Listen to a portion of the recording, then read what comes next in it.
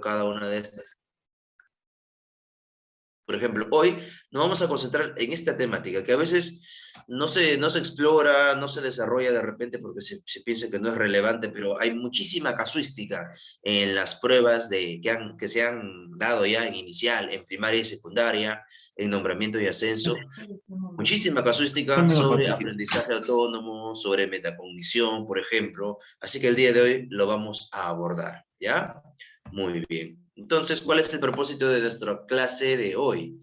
El propósito es el siguiente: comprender las características del aprendizaje autónomo con la finalidad de que esto nos ayude a resolver casuísticas en el marco de la Prueba Única Nacional de Nombramiento y/o de Ascenso, ¿ya? Muy bien. Entonces, empezamos a dar inicio, pero para ello yo quiero recoger sus saberes previos. Quiero que en el chat de Zoom me digan lo que saben, lo que conocen, lo que han escuchado, lo que han estudiado o de repente investigado por algún motivo sobre el aprendizaje autónomo. Es como si yo les preguntara, ¿no? Díganme, por favor, ¿qué saben sobre el aprendizaje autónomo? ¿Qué saben sobre el aprendizaje Buenos días. autónomo? ¿Ya? Muy bien. Quisiera que me comenten eso en el chat. A ver, todo lo que ustedes entiendan por aprendizaje autónomo. No tengan temor a equivocarse, no tengan temor de repente de que vamos a juzgar su respuesta. No, todas las respuestas van a ser valiosas, ¿ya? Todas las respuestas son valiosas. Ustedes ya saben que cuando activamos los saberes previos de nuestros estudiantes, todos los saberes son valiosos. Las ideas de repente acertadas, las ideas que de repente necesitan ser completadas o complementadas, o hasta incluso aquellas ideas que tienen errores conceptuales, igual son valiosos, lo vamos a aprovechar como oportunidades de aprendizaje, ¿ya? Entonces, por ejemplo, mi colega Luis me dice, cuando el estudiante busca construir sus conocimientos por propia iniciativa. Es una muy buena respuesta, maestro Luis. Muy bien. Nora Dávila nos dice, es aprender por sí mismo a través de la realización de actividades de aprendizaje. Muy bien, muy precisas esas respuestas. Lo felicito. Correcto, muy bien. ¿Quién más? ¿Quién más? A ver, vamos, anímense. ¿Qué saben sobre el aprendizaje autónomo? Esa es la pregunta que quiero que me respondan ahí en el chat. Gracias, maestro Alfonso. Dice que está basada en la teoría del constructivista, donde los estudiantes generan sus propios aprendizajes. Muy bien. Por ejemplo, Gilbert Platónico hoy, señor. nos Plátano hoy. dice cuando el propio No. aprendizaje utilizando sus propios recursos. Muy bien. La maestra Elena nos dice hacer uso de habilidades para resolver un problema, más aún si este problema se desprende de situaciones reales, ¿correcto? A ver, Amelie Marín me dice que el estudiante tiene la capacidad de gestionar su tiempo, sus propios recursos, para él mismo construir su propio aprendizaje. Y va a ser muy importante ahí el ritmo, ¿no? El ritmo propio de aprendizaje del estudiante. Muy bien, ¿ah? Hay muy buenas respuestas, creo que hay muy buena base para poder hoy día conversar sobre el aprendizaje autónomo. ¿El Minedo estará considerando el aprendizaje autónomo? Claro que sí. O sea, profesor, pero yo he leído el currículo y no encuentro por ninguna parte el aprendizaje autónomo. Ah, muy bien. Como un capítulo no lo vas a encontrar, pero el Minedo está considerando el aprendizaje autónomo como una competencia, ¿sí? Como una competencia. Profesor, ¿cuál? Ya más adelante lo vamos a decir. No quiero revelarles todo desde el inicio, ¿ya? Bueno, entonces agradezco sus participaciones, sus respuestas. Gracias porque hay muy buenas respuestas. Y vamos entonces a ver, ¿no? ¿Qué información tenemos para compartirles, para presentarles el día de hoy? ¿Ya? A ver, ¿hay alguna respuesta más? Ah, muy bien, la maestra Magnita ya sabe a qué me refería, ¿no? Sí, el Minedu considera el aprendizaje autónomo, les dije que la considera una competencia, no específicamente en un área, sino una competencia que se puede desarrollar en todas las áreas. Y estamos refiriéndonos a una competencia transversal. ¿Verdad? La competencia gestiona su aprendizaje de manera autónoma, ¿sí? El que en el currículo nacional haya una competencia transversal llamada gestiona su aprendizaje de manera autónoma, nos revela que desde el Minedo se está considerando el aprendizaje autónomo. Entonces hay varias maneras de decirle, ¿no? Algunos dicen aprendizaje autónomo, aprender a aprender, gestionar su propio aprendizaje, aprendizaje autodirigido, bueno, ya depende mucho de las interpretaciones, etcétera. Aquí nos vamos a ceñir a lo que plantea el temario y también a la propuesta que tiene el Ministerio de Educación del Perú. Ajá, exacto, es la competencia 29, maestro Luis. La competencia 28 es la competencia, se desenvuelve en entornos virtuales generados por las TICs, transversal. Y la otra competencia transversal es la 29, gestiona su aprendizaje de manera autónoma. Entonces, esa competencia transversal número 29 es evidencia de que el Minedu contempla el aprendizaje autónomo. ¿Ya? Pero vamos a profundizar y vamos a dar muchos tips que nos van a ayudar a resolver cualquier casuística sobre aprendizaje autónomo. Empecemos entonces, ¿ya? No sin antes recordarles silenciar sus micrófonos, por favor. ¿Sí? Aunque no lo crean, pierdo tiempo teniendo que ir a los participantes y buscar quién está con su micrófono activado, o pierdo tiempo incluso tener que presionar el botón de silenciar a todos, ¿sí? Por favor, ayúdenos, maestro. Ya estamos varias semanas trabajando, así que creo que en ese sentido debemos nosotros ya ser consecuentes en cómo se trabaja con herramientas de videoconferencias. Muy bien, no quiero participar yo solo, quiero tener algunos colegas que me ayuden como relatores, ¿ya? Muy bien. A ver, necesito algún relator. ¿Quién me quiere ayudar a leer esta definición del aprendizaje autónomo, esta primera aproximación al aprendizaje autónomo, ¿ya? Voy a ver quién levanta la mano para poder solicitarle que active su audio, ¿sí? A ver, maestro Alfonso, ¿quiere participar usted? Sí. Muy bien. Vamos, maestro Alfonso, a Bien. ver, ayúdenos con la lectura. El aprendizaje autónomo se refiere al grado de intervención del estudiante en el establecimiento de sus objetivos, procedimientos, recursos, evaluación y momentos de aprendizaje desde el rol activo que deben tener frente a las necesidades actuales de formación, en la cual el estudiante puede y debe aportar sus conocimientos y experiencias previas a partir de las cuales se pretende revitalizar el aprendizaje y darle significancia. Muy bien, muchas gracias, maestro Alfonso. Miren, entonces, una manera de entender, es una manera nada más, porque como les digo, hay mucha información al respecto. Si buscamos en el Google académico aprendizaje autónomo, vamos a encontrar cientos, miles de artículos de investigación al respecto, en habla hispana, en habla inglesa, pero vamos a acercarnos bastante a lo que se concibe como aprendizaje autónomo aquí en nuestro medio, ¿ya? Por ejemplo, el aprendizaje autónomo tiene que ver con yo agregaría un alto grado de intervención del estudiante en todo el proceso de aprendizaje, ¿sí? Repito, un alto grado de intervención del estudiante en el proceso de aprendizaje, incluso desde el proceso de planificación. De ahí que existan estrategias como, por ejemplo, el aprendizaje basado en proyectos, ¿no? Donde el estudiante participa desde la planificación. Entonces, es una manera, por ejemplo, involucrar al estudiante desde la planificación. Es una manera de fomentar el aprendizaje autónomo. Pero, sobre todo, vamos a necesitar que el estudiante participe activamente en todo el proceso de aprendizaje. Incluso desde que se establecen, por ejemplo, los propósitos, las actividades, ¿no? Se deciden los recursos, la evaluación y, obviamente, durante ya los momentos de las actividades de aprendizaje.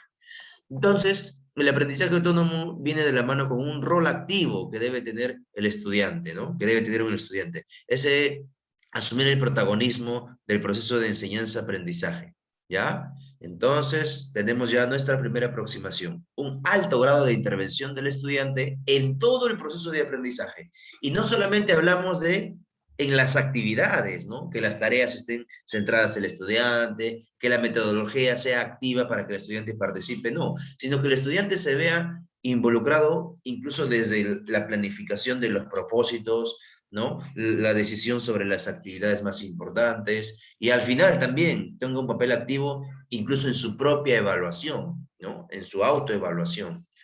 Muy bien. Pero hay más que decir sobre el aprendizaje autónomo. Vamos con la siguiente vista, ¿ya? Vamos con la siguiente vista. Miren, y aquí me parece, aquí vamos a resaltar las dos características claves.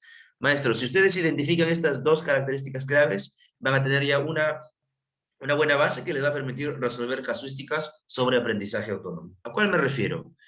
El aprendizaje autónomo es un proceso donde el estudiante, miren acá, voy a subrayarlo, donde el estudiante autorregula su aprendizaje, ¿ya? Autorregula su aprendizaje, primera característica.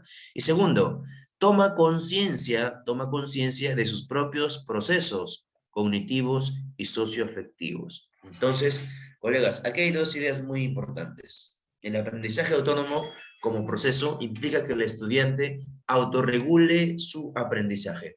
Hay que entenderlo bien, ¿no? A veces requiere aquí una aclaración. Autorregular su aprendizaje significa que el mismo estudiante toma control de su proceso de aprendizaje. Profesor, por favor, explíquelo un poquito más. ¿Cómo es que el estudiante toma control de su propio proceso de aprendizaje? Eso significa que, en primer lugar, el estudiante tiene claro cuál es el propósito al que debe lograr en su aprendizaje, ¿no? Tiene claro el propósito de aprendizaje. Eso es lo primero, que el estudiante tenga claridad sobre el propósito de aprendizaje. ¿Qué más? ¿Qué más significa autorregular su aprendizaje? Una vez entendida cuál es la meta de aprendizaje, el estudiante toma decisiones sobre qué pasos seguir para llegar a la meta de aprendizaje. Eso también es autorregular, o sea, no solamente él es consciente de cuál es la meta a lograr, sino que él mismo decide cuáles van a ser los pasos más pertinentes de acuerdo a su juicio para llegar a esa meta de aprendizaje. ¿Sí? Segundo. Tercero, ¿qué más implica autorregular tu propio aprendizaje?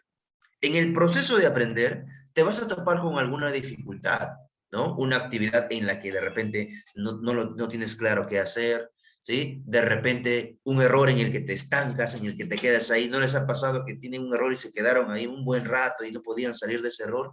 Muy bien, entonces, cuando estamos aprendiendo, usualmente nos topamos con algún error, con alguna dificultad.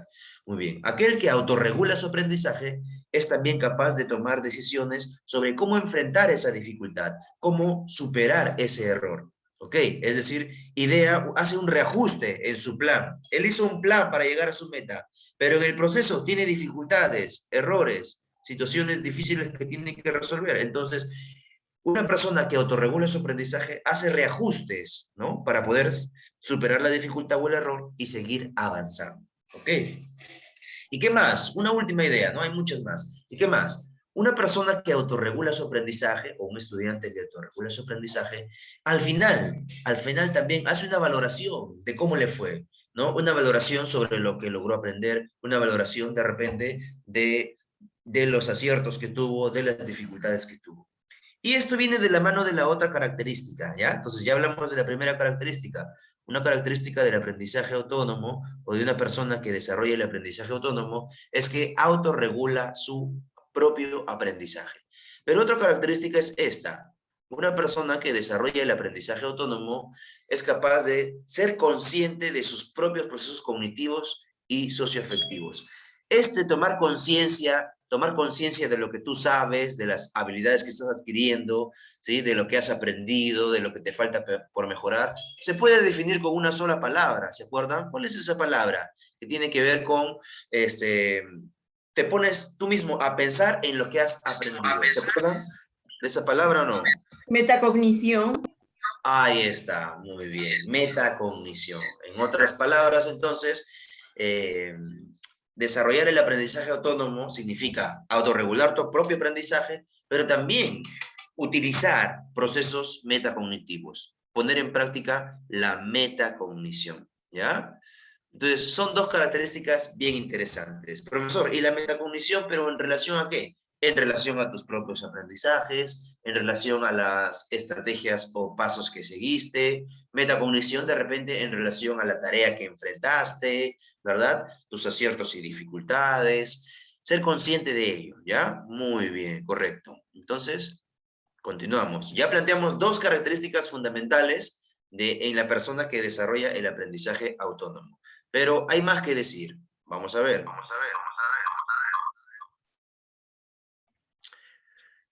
Acá tenemos más información. A ver. ¿Alguna maestra, maestro que quiera ayudarme en esta presentación? A ver quién dice yo. Ya, maestra Profesor, Janet. ¿yo? Delia, bueno. A ver, maestra. Delia. A ver. Nelly o Janet, ya bueno. A ver, Bueno, todos quieren participar, ¿ya? Vamos a darle la palabra a la profesora Janet que levantó la mano, ¿ya? Yo vi que ella tenía levantada la mano, pero más adelante va a haber mucho espacio para participar, ¿sí? Maestra Janet, ¿está con nosotros? ¿Está en línea? sí, buenos días, profesor. ¿Se encuentra En bien? Sí, gracias a Dios. Ah, ya, muy bien. Cuéntenos qué dice esta información sobre el aprendizaje autónomo. Ya. Dice, en este tipo de aprendizaje se espera que el alumno sea independiente y que autogestione su práctica. Es decir, que sea capaz de autorregular sus acciones para aprender y alcanzar determinadas metas en condiciones específicas, lo que implica que sea más consciente de las decisiones que toma para aprender, de los conocimientos que pone en juego, de sus dificultades y del modo en que las supera. Muy bien. Muchas gracias, maestra Janet. Miren, qué bonito sería llegar a tener alumnos con esta autonomía en el aprendizaje, ¿no? Bueno, lo planteo así porque la realidad,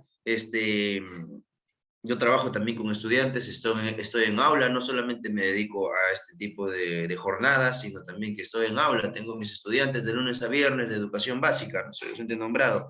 Entonces, veo que aún estamos un poquito lejos de tener eh, una gran mayoría de estudiantes con habilidades en torno al aprendizaje autónomo. Por ello también infiero de que por ello el Minedo se ha preocupado de considerar el aprendizaje autónomo como una competencia que también hay que desarrollar, ¿no?, en nuestros niños y jóvenes. Y alguien dirá, profesor, pero ¿esto se puede desarrollar desde los niños de inicial? Claro que sí, o sea, el éxito para poder alcanzar y desarrollar la autonomía en el aprendizaje de nuestros estudiantes a futuro es trabajarlo desde la niñez, ¿sí? Desde la niñez, desde la educación inicial, incluso desde muchísimo antes, si se puede, desde la casa, desde la familia, muy bien, ¿no? O sea, la autonomía empieza con darle esas responsabilidades a los niños, ¿no? Esas pequeñas responsabilidades en casa, por ejemplo, ahí empieza la autonomía, ¿no? En enseñarle a ser responsable, el valor de la responsabilidad. Y en inicial igual, cederle la oportunidad de que él mismo tome decisiones sobre lo que le gusta, sobre lo que quiere aprender, ¿no? Sobre cómo participar en clase. Entonces, se puede obviamente desarrollar la autonomía en distintos niveles, pero tenemos que empezar desde los más pequeñitos para poder tener estudiantes con esta característica. A mí me encantaría que todos mis estudiantes tengan estas cualidades, porque estamos hablando de grandes habilidades, ¿no? Miren, un estudiante que es independiente, ¿no? Autogestiona su propia práctica, o sea, él decide, él es capaz de pensar y decidir qué acciones tiene que realizar para llegar a una meta de aprendizaje, para lograr para cumplir con su tarea, para elaborar una evidencia de aprendizaje, una producción, una actuación. O sea, él mismo toma control de su proceso de aprendizaje.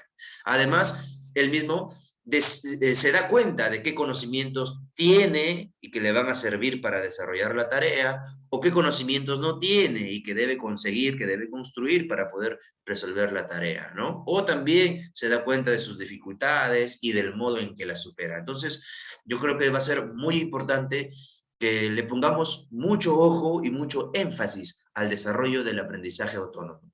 Porque esto va a venir vinculado también, si logramos avances en el desarrollo de la autonomía para el aprendizaje en nuestros estudiantes. Esto también va a venir de la mano con avances en las demás competencias, ¿sí? En las demás competencias, porque vamos a estudiar un estudiante que controla su propio aprendizaje en matemática, en comunicación, en personas sociales, ciencias sociales, etcétera, ¿no? Entonces, bien importante lo que había leído la maestra. Muy bien. Vamos haciendo algunas citas. Por ejemplo, en una investigación de Arriola en el 2001, plantea que para apoyar el desarrollo de los procesos de autorregulación, es necesario que los alumnos aprendan a planificar, monitorear y valorar de manera consciente las actitudes y limitaciones, ¿no?, con respecto a lo que les pide una determinada tarea. Entonces, es muy importante, en otras palabras, que el estudiante analice la tarea, planifique sus propios pasos para resolver una tarea y en el camino también él sea el propio monitor, observador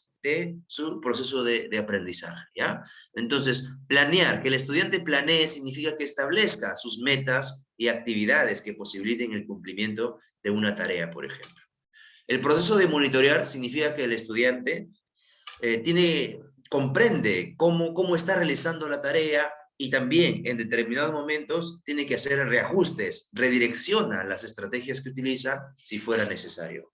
Y valorar significa que también durante y hacia el final el estudiante comprende la eficacia y la eficiencia con la que desarrolló la actividad de aprendizaje, ¿no? Es decir, comienza a autoevaluarse. La estrategia que utilicé fue la más eficiente, fue la más práctica, me ayudó a resolver mi reto, mi tarea, o esta estrategia que utilicé me demoró mucho tiempo, de repente pude de repente ajustar alguno de los pasos para desarrollar la tarea, ¿verdad? O logré el éxito esperado en la tarea, de repente tengo que mejorar algunas cosas para una próxima tarea. Eso es que el estudiante desarrolle el proceso de valorar. Entonces, miren, procesos importantes que tiene que poner en práctica el estudiante para desarrollar el aprendizaje autónomo, ¿sí? Planear, es decir, hacer su plan, cuál es su meta, cuáles son sus pasos para llegar a esa meta. Monitorear, es decir, en el proceso del mismo, ir observando qué es lo que está haciendo bien, ¿no? Si la estrategia le está yendo por buen camino, o si tiene que hacer algún reajuste, alguna redirección de la estrategia. Y valorar, es como sopesar, ¿no? ¿Qué tan bien nos fue? ¿Alcanzamos la meta? ¿Qué podemos mejorar? Etcétera. Muy bien. Esto viene de la mano entonces con algunos procesos vinculados a la autorregulación, ¿no? Profesor, Por ejemplo, profesor sí. Javier, antes que pasemos, en la vista anterior hay dos términos, eficacia y eficiencia. ¿Mm? ¿Qué diferencia hay, profesor? Por favor, disculpe. Ya. Eficacia significa lograr el resultado, llegar a la meta. Esa es eficacia, ¿ya? Lograr el resultado, llegar a la meta. Y la eficiencia significa que para lograr a esa meta, tú lo hiciste utilizando de manera adecuada el tiempo y los recursos, ¿no? Por ejemplo, con los recursos disponibles y en un tiempo de repente menor, lograste a la meta, ¿ok? Entonces, dos personas pueden ser eficaces, pero de repente una fue más eficiente que la otra, ¿sí? La que, por ejemplo, por X motivos, no sé, demoró más tiempo, gastó más recursos, de repente fue menos eficiente que otra persona que logró también la meta, pero en menos tiempo y de repente con menos recursos. Entonces, la eficacia, ser eficaz, significa lograr el resultado. Pero la eficiencia significa que el proceso que seguiste para llegar al resultado fue mejor, fue más práctico, utilizaste bien tu tiempo, administraste bien tus recursos. ¿Sí nota la diferencia o no? Sí, profesor, gracias. Ya, muy bien. ¿Y se pueden andar al mismo tiempo? Claro que sí. La idea justamente es que seamos eficaces y eficientes, ¿no? Eficaces y eficientes. Entonces sí se puede y debería. Lo que debemos buscar es que nuestros estudiantes logren estos dos procesos al mismo tiempo. Los profesores también, ¿no? Por ejemplo, de repente, en el caso del proceso de enseñanza-aprendizaje, ¿no? De repente un profesor organizó de tal manera su estrategia, su tiempo y sus recursos, fue tan creativo, tan meticuloso, que de repente logró los resultados que quería en 3 semanas, supongamos, ¿no? En 3 semanas. Mientras que otro de repente, no sé, extendió mucho las sesiones, hablaba mucho, logró los buenos resultados, pero de repente el profesor exponía mucho, le alargó, no logró los resultados en 3 semanas, sino de repente en 4 o en 5. Entonces, ambos lograron los resultados, ¿no? Los resultados, tener un 90% de estudiantes en el nivel logrado. Pero a un colega, ¿no? Por su estrategia, por la manera como administró su tiempo, ¿sí? Cómo dirigió a sus estudiantes, lo logró en 3 semanas.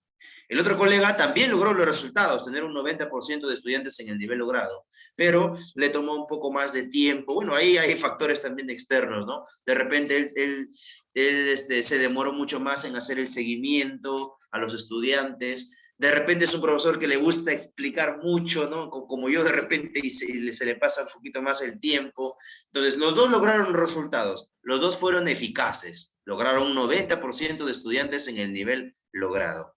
Pero hay uno que fue más eficiente porque lo hizo en un tiempo menor, organizando adecuadamente las estrategias, los tiempos, los recursos, etc. Entonces, todos tenemos que apuntar a ser eficaces, sí, pero también tenemos que apuntar hacia la eficiencia. Son dos términos que se manejan bastante también en el campo de la economía, ¿no? Bueno, les quería hablar de estos procesos, ¿sí? Cuando los estudiantes autorregulan su aprendizaje, realizan reflexiones vinculadas, por ejemplo, a la tarea, ¿no? Procesos vinculados a la tarea. Hay otras reflexiones que realizan en relación a sí mismos, ¿no? Propios del sujeto que aprende. Y otros que tienen que ver con las estrategias, ¿no? Por ejemplo, un estudiante que desarrolla el aprendizaje autónomo ejecuta procesos propios de la tarea. Es decir, cuando tiene una tarea, el estudiante comienza a hacer un esfuerzo por comprender la tarea, por definir la meta, ¿no? Para orientar al sujeto en cuanto a la cantidad y la calidad del esfuerzo necesario.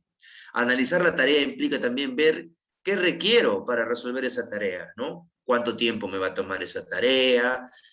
¿Cuáles son las partes de esa tarea? Si tiene partes, ¿no? Si tuviera una estructura. O también cuando analizamos el nivel de dificultad, ¿no? Por ejemplo, a mí me dicen, el día sábado tal, te toca el aprendizaje autónomo. Entonces yo digo, el aprendizaje autónomo, comienzo a ver, ¿no? Ya, ¿qué material tengo? ¿De qué material dispongo? ¿Cuánto tiempo me va a tomar explicar de repente el aprendizaje autónomo? ¿Y cuánto tiempo debo dosificar también para la casuística, ¿no? Entonces comienzo a analizar esta tarea que me han encomendado, ¿no? Hacer la clase sobre el tema del aprendizaje autónomo. Entonces me pongo a pensar, ¿no? En qué es lo que si sé el tema, de repente lo domino a la perfección, o tengo que buscar más información, cuánto tiempo me va a tomar, ¿no? Buscar la estrategia adecuada para explicar el tema. Entonces, cuando uno tiene una tarea, tiene que hacer ese análisis de la tarea, ¿sí? Nivel de dificultad, ¿no? El tiempo que nos puede tomar, de repente pasos que yo voy a ir pensando en los pasos que voy a necesitar para resolver la tarea, ¿ok?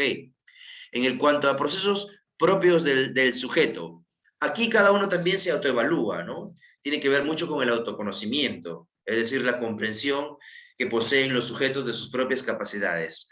Por ejemplo, comenzamos a pensar, ¿no? En qué habilidades ya tengo para que me van a ayudar a resolver la tarea, o qué habilidades no tengo para resolver la tarea, ¿no? Comienzo a pensar en cuánto de esfuerzo tengo que ponerle, por ejemplo, ¿no?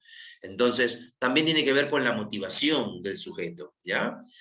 Y otra cuestión vinculada a la autorregulación tiene que ver que el sujeto, cuando es autónomo en su aprendizaje, también reflexiona mucho sobre sus estrategias, ¿no? Sobre el uso de diferentes estrategias. ¿Cuál será la estrategia, por ejemplo, ¿no? ¿Cuál será la estrategia más eficiente, por ejemplo, ¿no? Más efectiva, ¿verdad? Comenzamos a pensar en eso.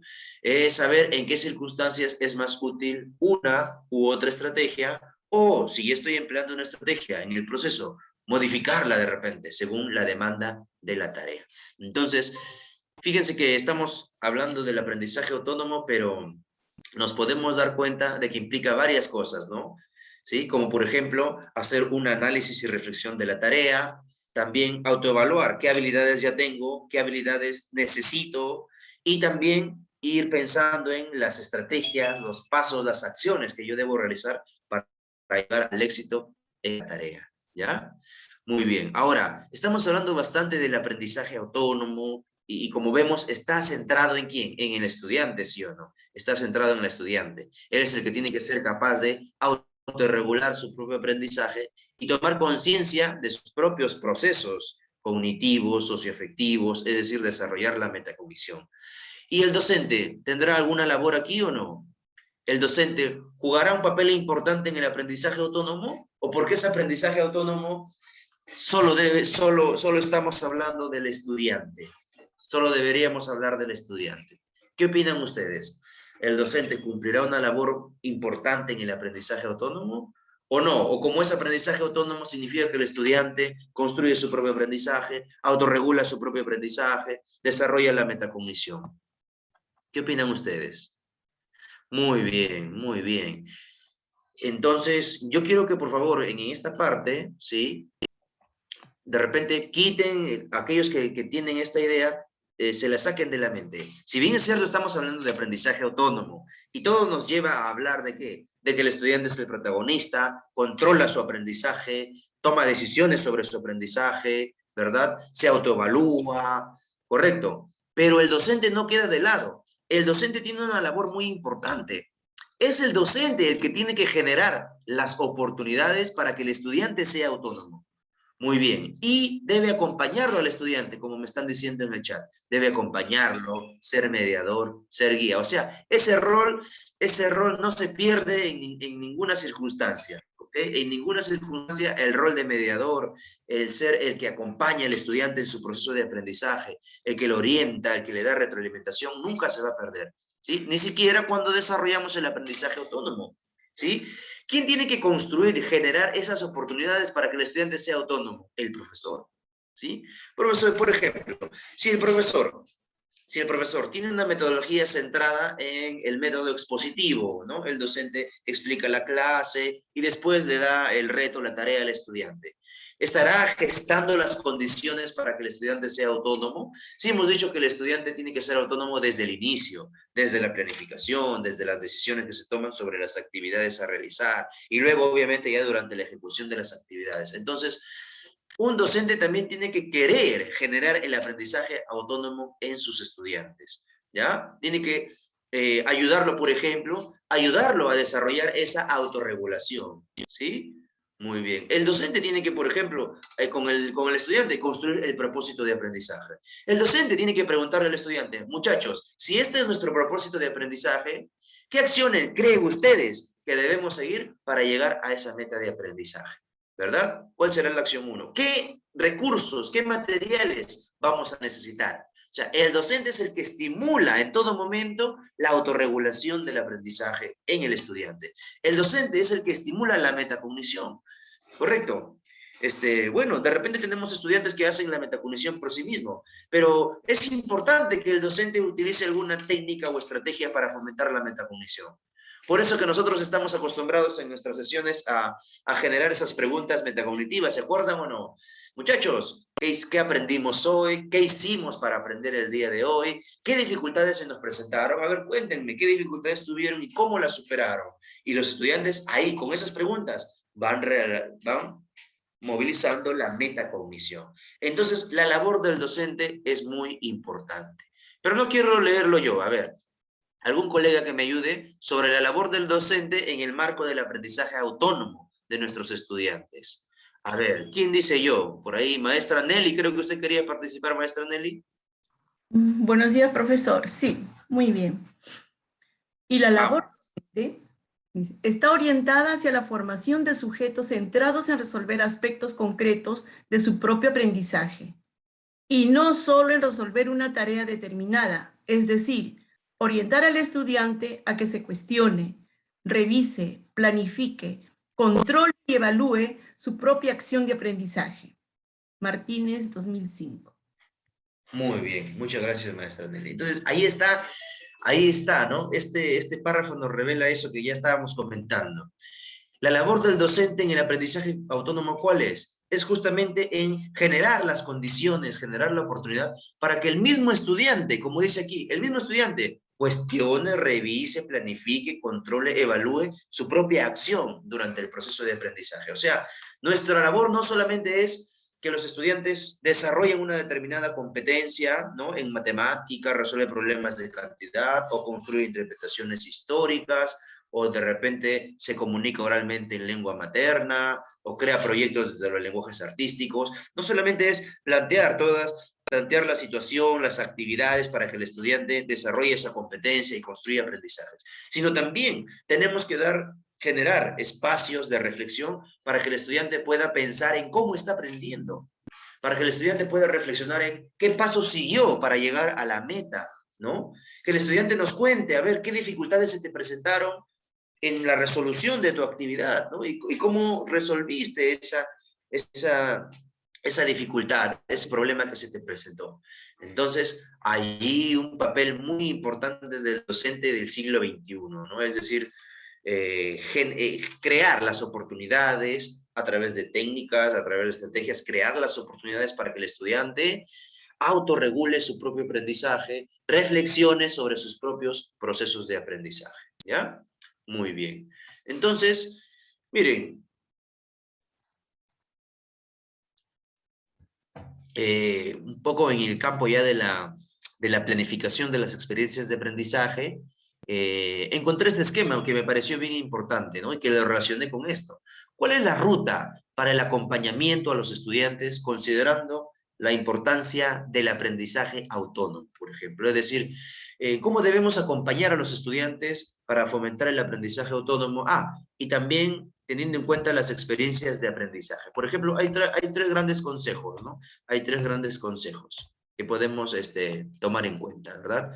¿Cómo ayudar al estudiante a ser autónomo cuando desarrollamos las experiencias de aprendizaje? Por ejemplo, hay que empezar haciendo que el estudiante comprenda la situación significativa y el reto, ¿ya? Yo siempre he dicho así, discúlpeme que sea un poco frío o que parezca un poco así descortés, pero la situación significativa no solamente es algo que decora nuestras experiencias de aprendizaje, ¿no? La situación significativa tiene que ser comprendida por el estudiante. Tiene que el estudiante sentir que la situación es significativa porque se relaciona con sus intereses, con sus necesidades o con su contexto, porque le llama la atención, ¿verdad? Y el estudiante también tiene que comprender el reto que se desprende de la situación significativa. Pero, profesor, ¿y eso cómo ayuda al aprendizaje autónomo? Es que si entiendes, ¿no? Si la situación que te presentaron es significativa, yo soy el estudiante, la situación que me acaba de presentar mi maestra es significativa, llama mi atención, entonces mi motivación para aprender va a aumentar. Y el reto también es potente. Ese reto quiero hacerlo, lo voy a enfrentar ese reto. Entonces ahí empieza el aprendizaje autónomo, también requiere motivación. Entonces la situación significativa y el reto son trascendentales en ese sentido, ¿ya? ¿Qué más? Hay que dialogar también constantemente con los estudiantes sobre la secuencia de actividades. Por ejemplo, nosotros hemos estado acostumbrados a plantearle la actividad, ¿no? Esta es la actividad, muy bien, desarróllenla. Pero no, hay que conversar con ellos también. ¿Cuál es la actividad 1 y por qué es la actividad 1? ¿Cuál es la actividad 2 y por qué es la actividad 2? Porque se relaciona con la 1, porque lo aprendido en la actividad 1 lo prepara para la actividad 2. O sea, sobre eso también tenemos que conversar. Así desarrollamos en los estudiantes una mayor comprensión del proceso de aprendizaje. Cómo lo que aprende en la actividad 1 le sirve para la 2 lo lleva a la 3, y lo que aprendió en las 3 le sirve para el reto final. Entonces, esa reflexión, ese diálogo va a ser muy importante para el aprendizaje autónomo. Y bueno, ni hablar, la labor del docente también es hacer el seguimiento, el acompañamiento al estudiante, ¿no? Muy bien, y aquí algunos otros tips, por ejemplo, para promover la comprensión al inicio de una experiencia de aprendizaje, cuando promovemos la comprensión del estudiante de la situación y el reto, esto implica también compartir el propósito, explicar la producción o actuación más importante, compartir los criterios de evaluación, ¿sí? Cuando dialogamos, por ejemplo, podemos negociar también con los estudiantes la secuencia de actividades más idónea, ¿no? Y sobre todo que ellos entiendan cuál es la secuencia de actividades, el porqué de cada actividad. Y lo otro, en cuanto al seguimiento, esto ustedes ya me lo han dicho, ¿no? Ser mediadores, acompañar a los estudiantes en su proceso de aprendizaje, y darles la retroalimentación que les permita seguir avanzando, ¿ya? Bueno, ya que estábamos hablando del docente como mediador para que los estudiantes desarrollen la autonomía, y aquí les voy a plantear algunas recomendaciones, así rapidita nada más, ¿ya? Porque también yo quiero ir a la parte práctica, resolver muchos de ustedes. Entonces, acá ven, recomendaciones para promover el aprendizaje autónomo, ¿ya? Recomendaciones para promover el aprendizaje autónomo en los estudiantes. Estas recomendaciones son para los docentes, ¿ya? Entonces, profesor, ¿por qué nos da esas recomendaciones? Por dos razones. La verdad, creo que es necesario que nos convertamos en profesores más preparados en no solamente desarrollar competencias, sino también en desarrollar el aprendizaje autónomo. Por eso que creo que estos tips nos van a venir bien. Segundo, en las casuísticas, y lo más importante por la naturaleza de este curso, ¿no? Tú vas a dar un examen donde vas a tener que resolver casuísticas. Entonces, en las casuísticas sobre el aprendizaje autónomo, siempre te van a pedir, te van a plantear el caso desde el rol de tú como docente, ¿no? ¿Qué harías para fomentar el aprendizaje autónomo? ¿Ok? Entonces, va a ser muy importante que tú tengas en cuenta alguno de estos tips, ¿ya? A ver, recomendaciones para promover el aprendizaje autónomo. Y vamos a hablar de algunas recomendaciones relacionadas a la tarea, otras recomendaciones en relación al estudiante, al sujeto que aprende, otras recomendaciones vinculadas, por ejemplo, a la valoración, ¿ya? Aquí vamos a ver bastantes criterios al respecto. Muy bien, entonces, por ejemplo, una primera recomendación. Una primera recomendación tiene que ver con que el profesor debe ayudar a que el estudiante tenga muy clara la tarea o meta a alcanzar respecto a su aprendizaje. Este es el punto de partida, por eso que está como recomendación número 1. Tiene sentido, ¿no? A ver, voy a salirme un poco del tema, voy a hablar así en general. En general, en la vida misma, ¿no? En la vida misma, ¿ya? Cuando uno sabe cuál es la meta que quiere alcanzar, cuando uno tiene claro cuál es la meta a alcanzar, va a poner al máximo su esfuerzo, ¿sí? Sus recursos, sus habilidades para llegar a esa meta. Es como ustedes, ¿no? Los maestros aquí, muchos colegas, tienen la meta clara, el nombramiento. Tienen la meta clara, el ascenso en la escala magisterial. Entonces, teniendo la meta clara, va a ser mucho más fácil que se tomen las decisiones adecuadas para llegar a esa meta. Entonces, imagínate si no tienes una meta en la vida, si no tienes un propósito.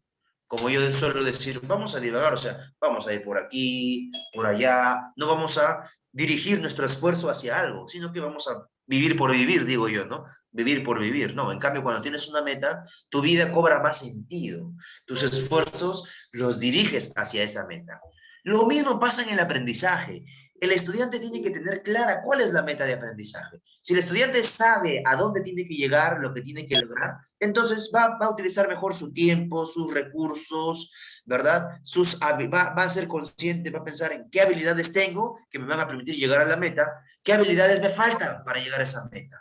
Las que ya tengo las voy a utilizar. Las que me faltan las tengo que desarrollar, las tengo que conseguir. O si fueran conocimientos igual. Esta es la tarea. ¿Qué es lo que ya sé? ¿Qué conocimientos tengo para llegar a cumplir con esa tarea? ¿Qué conocimientos me faltan para desarrollar esa tarea? Entonces, es bueno que el profesor ayude al estudiante a tener clara la tarea o meta a alcanzar, ¿sí? Por eso a veces no es suficiente enviarles la tarea, ¿no? Por eso a veces los estudiantes, cuando resuelven la tarea, lo resuelven de una manera equivocada, errónea, porque no han entendido la tarea y bueno, la han desarrollado así porque sí, ¿no? No han logrado la comprensión cabal de la tarea o de la meta. Entonces, si queremos tener estudiantes que van a predisponerse para autorregular su propio aprendizaje, en otras palabras, van a ser autónomos en su proceso de aprendizaje, tenemos que asegurarnos que la meta esté clara. Otro consejo sobre la extensión de la tarea. Seguimos hablando de la tarea. Muy bien. Más aún en el marco de la educación a distancia, ¿ya? En el marco de la educación a distancia. Hay que regular la cantidad de la tarea, ¿no? La cantidad, la extensión de la tarea, ¿ya? Es decir, por ejemplo, una tarea demasiado extensa, una tarea que le va a llevar muchísimo tiempo desarrollarla para el estudiante, a un gran número de estudiantes, bueno, hay estudiantes que, bueno, son hay que decirlo, pero a un buen número de estudiantes una tarea extensa los cansa, genera tedio, desmotivación, aburrimiento, y entonces hay menos posibilidades de que ellos sean autónomos y logren desarrollar la tarea, ¿correcto? Entonces, ahora, eso no significa que tampoco sea una tarea pequeñita, en que en 3 minutos ya la terminaron, tampoco, tiene que ser una tarea retadora, que es de alta demanda cognitiva, que los obliga a pensar, a razonar, pero que también tenga esté dosificada en cuanto a su extensión y a su tiempo.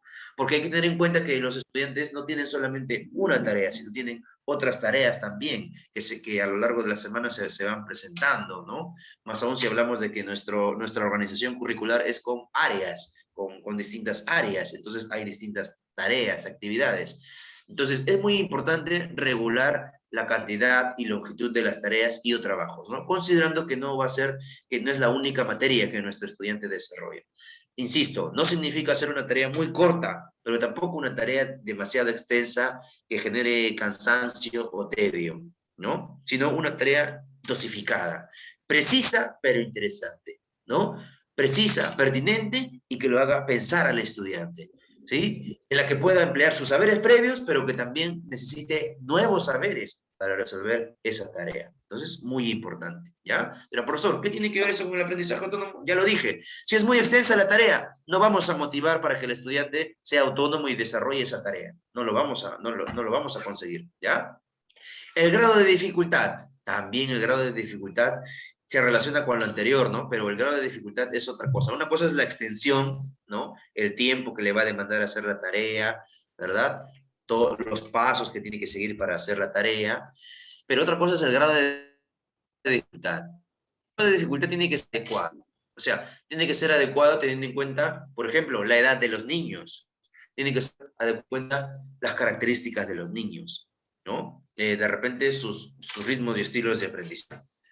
Correcto, entonces tiene que ser un reto, debe implicar un reto, pero por otro tiene que ser un reto alcanzable por el estudiante, ¿ya? Un reto significa que el estudiante se siente desafiado y quiere lograrlo.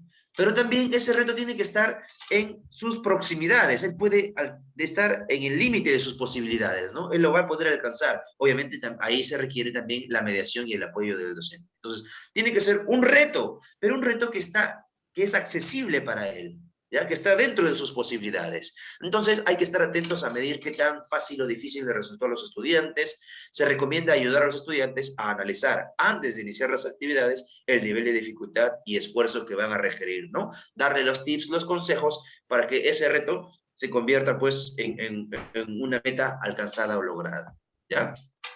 Muy bien. La significatividad. La significatividad es otro elemento muy importante de la tarea. Correcto. De repente ustedes suelen relacionar la significatividad con la teoría del aprendizaje significativo, ¿verdad? Y está bien, porque de ahí se desprende este concepto, ¿no? David Ausubel hablaba mucho de la significatividad. Pero ¿en qué línea? En que algo tiene significatividad para el estudiante si llama su atención, ¿sí? Una tarea va a ser significativa para el estudiante si se relaciona con lo que él vive, ¿no? Con lo que él vive, con lo que a él le gusta, le atrae, le interesa, tiene significatividad, ¿ok? Imagínense de repente, a ver, yo estoy trabajando con niños y le planteo una actividad que tiene que ver con los problemas políticos que están ocurriendo a nivel nacional. O sea, aunque sea muy importante trabajarlo, es interesante, o sea, y responde también a una coyuntura, pero hay que ser conscientes que a los niños les atrae otras cosas. Entonces, tenemos que elegir siempre las situaciones, las actividades, considerando este elemento llamado significatividad. ¿Qué significa? Que tenga sentido para el estudiante, que tenga sentido para el estudiante, ¿ok? Y también que ofrezca la posibilidad de activar los saberes previos de los estudiantes. Entonces, si esa, por ejemplo, si vamos a trabajar con los niños una situación significativa sobre los juegos, entonces ahí vamos a tener una gran gama de saberes previos de los estudiantes, ¿no? Todos van a querer hablar, darnos sus saberes previos sobre un juego que conozcan, sobre los juegos que practican, etcétera, ¿no? Entonces, a eso se refiere cuando una tarea tiene significatividad, cuando llama la atención de los estudiantes, cuando se relaciona con sus intereses, con su contexto, cuando esa tarea nos va a generar la posibilidad de recoger valiosos saberes previos, ¿ya? Entonces, al plantear las metas de aprendizaje y las tareas que debe realizar el alumno, se debe considerar que éstas sean potencialmente significativas, ¿no? O sea, que la tarea sea en dos sentidos: que puedan ser asimiladas por los estudiantes porque se relacionan con los conocimientos previos que ellos tienen, ¿ya? Y segundo, que sean motivadoras y los estudiantes vean la utilidad para su formación, ¿no? Para su crecimiento. Entonces, la significatividad. Por eso hoy en día hablamos, pues, de situaciones del contexto real, ¿no? Hablamos mucho de eso, situaciones del contexto real, decimos que las actividades tengan relación con los intereses de los estudiantes. En otras palabras, allí está el componente de la significatividad, ¿ya? Muy bien. Y en cuanto a la estructura de la tarea, colegas, como se darán cuenta, es muy importante para el aprendizaje autónomo. Y quiero dar un agregado. Sobre todo en esta educación, en esta modalidad educativa que estamos trabajando desde el 2020 y 2021, me refiero a la educación a distancia, Las características de la tarea son fundamentales para promover los aprendizajes en los estudiantes y también la autonomía de los estudiantes. O sea, la tarea tiene que estar bien, ser bien diseñada, ¿no? Estratégicamente diseñada, con las palabras idóneas, con el lenguaje adecuado, la extensión adecuada, con las orientaciones bien claritas, porque recuerden que es una educación a distancia y seguramente hay menos tiempo de interacción entre el docente y el estudiante, y hay más tiempo en el que el estudiante va a tener que ser autónomo, ¿no?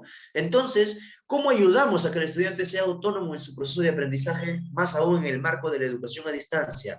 Con una tarea bien estructurada, con una tarea que las indicaciones son así bien precisas, pertinentes, ¿ya? Entonces, las indicaciones al dejar una tarea o un trabajo al estudiante deben ser lo más precisas posibles, de manera que guíen su aprendizaje, sobre todo en las primeras etapas, ¿ya? O sea, cuando son más pequeños, ni hablar, las instrucciones tienen que ser bien, bien claritas, ¿ya? Muy bien. Y en cuanto al tiempo, bueno, es necesario considerar también el tiempo con el que cuenta el estudiante para realizar un trabajo o una tarea, ¿no? También hay que ser conscientes de cómo maneja los tiempos según sus horarios y también sus habilidades para concentrarse, para tener atención, etc. Procurar que el estudiante tome conciencia de todas las actividades que tiene que realizar para que pueda hacer cronogramas y horarios que le permitan organizar mejor su tiempo. Eso también es una característica muy importante del aprendizaje autónomo. El estudiante es responsable en el manejo y administración de su tiempo, es decir, construye horarios, se trata de respetar al máximo sus horarios, su cronograma de actividades. Y ahí es donde a veces, de repente, yo he hecho un diagnóstico de mis estudiantes, ahí les falta un poquito, no están habituados a horarios, a trabajar con horarios, no están. Por más que hay muchos, todos los profesores les recomendamos a los estudiantes, debes tener tu propio horario. El tutor le dice a los estudiantes, deben construir su horario. Incluso hacen sesiones donde elaboran su horario. Pero cuando ya pasamos a lo que es la vida real y el estudiante tiene que cumplir su horario, los padres nos dicen, no, profesor, sí tiene su horario, pero no lo cumple. Los mismos padres nos revelan, o los mismos estudiantes lo revelan, ¿no? Sí, profesor, es que no lo cumplo mi horario, dice, por eso me estoy demorando en enviar mis evidencias. Entonces, ahí tenemos que trabajar mucho, ¿no? Que los estudiantes sepan que los horarios están para cumplirse, no solamente para estar en el papel, pegados en la pared, no, sino para cumplirse, ¿ya? Entonces, muy importante eso. Bueno, ya hablando, saliendo un poco de las tareas, ¿qué hemos dicho sobre la tarea? A ver, hagamos un repaso. El profesor debe ayudar a que el estudiante comprenda la tarea, hay que dosificar la extensión de la tarea. La tarea tiene que ser un reto, pero un reto también dentro de las posibilidades del estudiante. La tarea tiene que tener significatividad, es decir, que active los saberes previos del estudiante y también sea interesante para el estudiante. Y las indicaciones para que el estudiante desarrolle la tarea tienen que ser bien claras, bien precisas. Y el tiempo también tiene que el estudiante aprender a organizar su tiempo, hay que incentivarlo. Y otro elemento ya muy importante que tiene que ver directamente con el estudiante es la motivación, ¿no? La motivación. Es decir, generar al máximo la motivación. Explotar al máximo los dos tipos de motivación, la intrínseca y la extrínseca, ¿ya? Por eso es muy importante que el docente le cuente al estudiante la importancia de lo que se va a aprender, la importancia de los temas, la importancia de la sesión, promover el gusto por aprender, ¿verdad? Generar la satisfacción interna en el aprendizaje, o sea que el estudiante aprenda a sentirse bien cuando aprende y no solamente trabaje para las calificaciones, ¿ya? Entonces, eso es muy importante. Muy importante también lo que tiene que ver con el estudiante en relación al autoconcepto. O sea, elementos como la autoestima, el autoconocimiento son muy importantes también en el aprendizaje autónomo, ¿verdad? Es importante que los estudiantes se vayan conociendo, o sea, vayan reconociendo cuáles son sus fortalezas. Cuando converso a veces con mis estudiantes, profesor, yo soy bueno haciendo organizadores visuales. Profesor, yo soy bueno exponiendo. Profesor, yo soy muy bueno con creatividad, con la creatividad. A mis trabajos le pongo creatividad. Muy bien. Profesor, yo soy bueno cuando mi trabajo tiene que ver con una producción escrita. Profesor, yo prefiero las preguntas, las respuestas, los debates. Entonces, hay que hacer que los estudiantes reconozcan sus fortalezas y también que reconozcan aquellos aspectos que más necesitan desarrollar, ¿no? Y también fortalecer ese componente emocional, como me indica ahí mi colega, ¿no? También ese componente emocional es muy importante, ¿no? El estudiante tiene que también sentirse seguro, tener autoestima, porque eso influye. Bueno, no voy a descubrir nada si les digo que hay un montón de tesis y de investigaciones que dicen que hay relación directa entre autoestima y aprendizaje, ¿no? Autoestima y aprendizaje. Entonces, es muy importante eso, ¿no? Generar siempre el sentido positivo al estudiante, ¿sí? Hacerle que aproveche al máximo sus fortalezas y que si tiene errores o dificultades, que se esfuerce por superarlas, ¿no? La resiliencia. Muy bien. Algo muy importante, para el aprendizaje autónomo también son fundamentales los saberes previos de los estudiantes, ¿sí? El estudiante cuando aprende de manera autónoma va a utilizar al máximo sus saberes previos. Por eso es muy, muy importante también que activemos los saberes previos de los estudiantes de repente con alguna de las actividades que corresponde a la tarea, ¿no? O en algún momento que yo tenga de encuentro con los estudiantes, activar los saberes previos de los estudiantes. Les van a ayudar muchísimo. Y en cuanto al monitoreo, ¿a qué se refiere? Ojo, no al monitoreo del director al docente, tampoco al monitoreo del docente al estudiante. ¿A qué se refiere? A que el mismo estudiante se monitorea.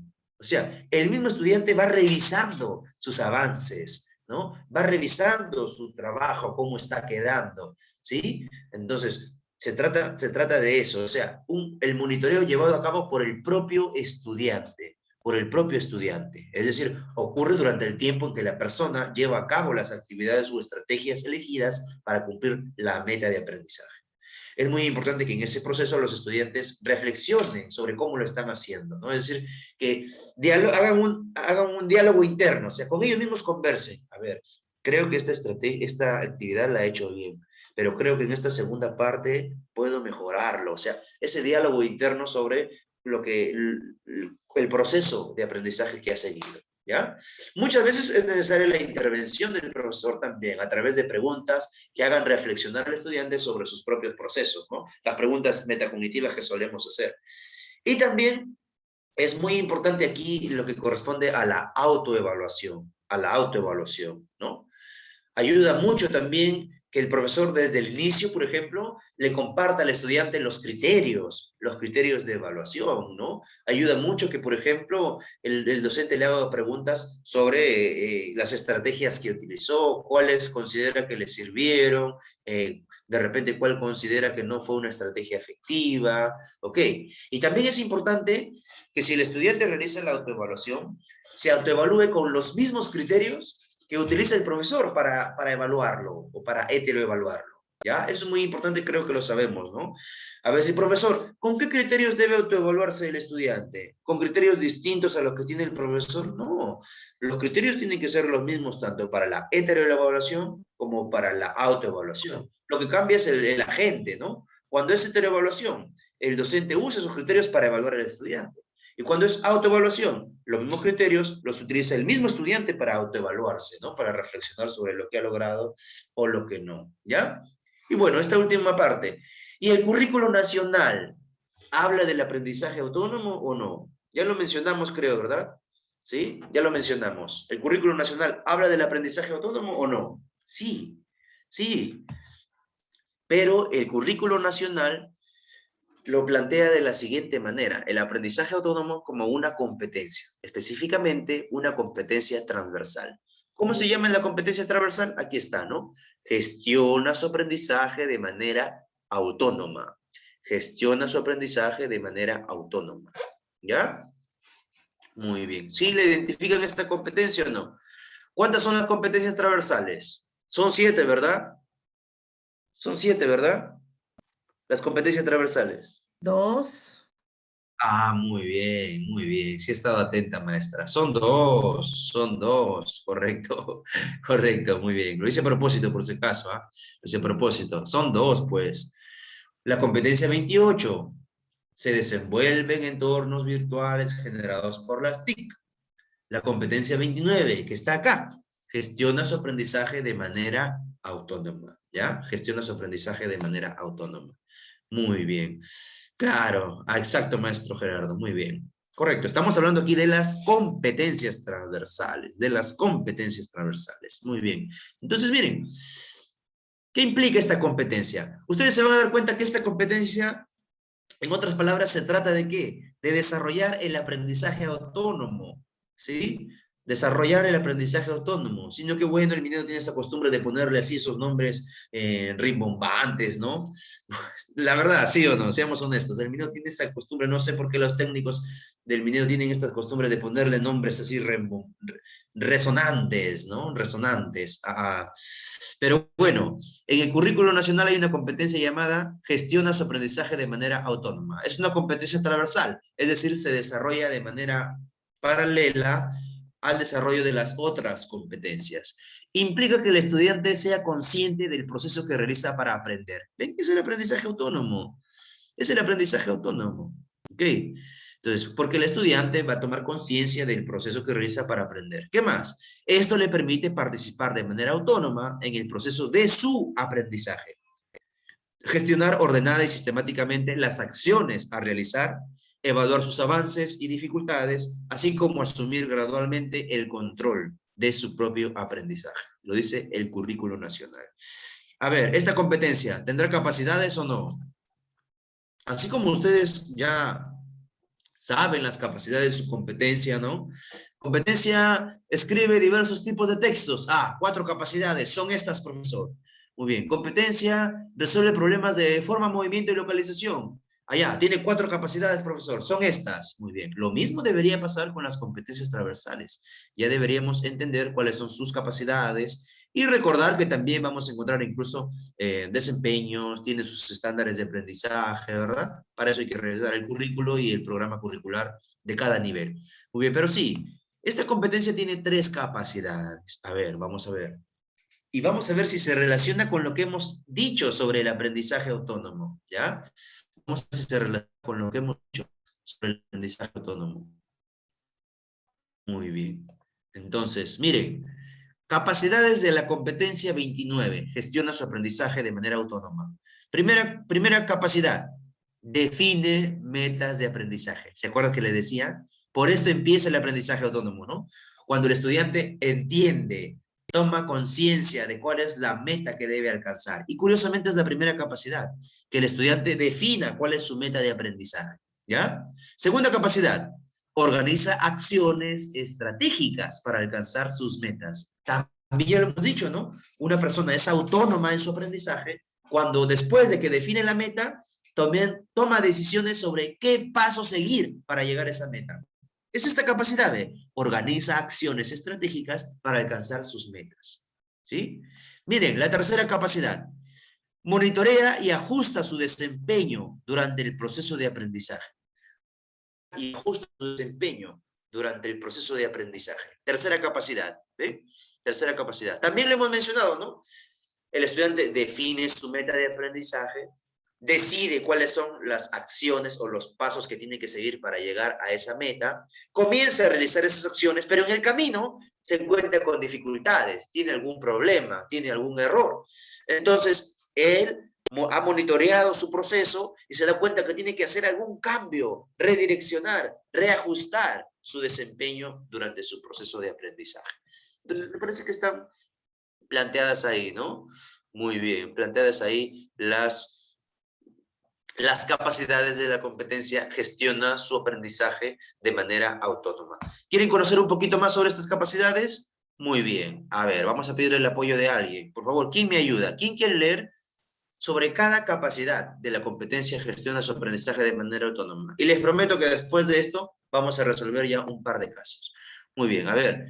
Maestra Lelis, le estamos enviando un mensaje para que pueda activar su micrófono. Ahí está. Maestra Lelis, buen día. ¿Cómo está usted?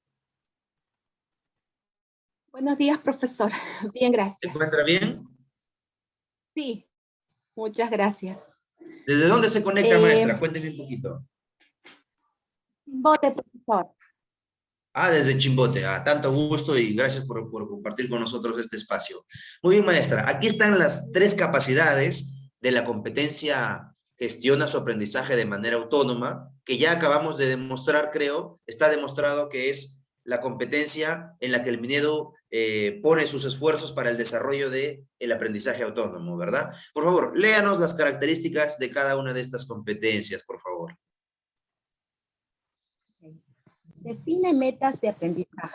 Es darse cuenta y comprender aquello que se necesita aprender para resolver una tarea dada. Es reconocer los saberes, las habilidades y los recursos que están a su alcance y si estos le permitirán lograr la tarea, para que a partir de ello pueda plantear metas viables. La segunda capacidad organiza acciones estratégicas para alcanzar sus metas. Implica que debe pensar y proyectarse en cómo organizarse mirando el todo y las partes de su organización y determinar hasta dónde debe llegar para ser eficiente, así como establecer qué hacer para fijar los mecanismos que le permitan alcanzar sus metas de aprendizaje.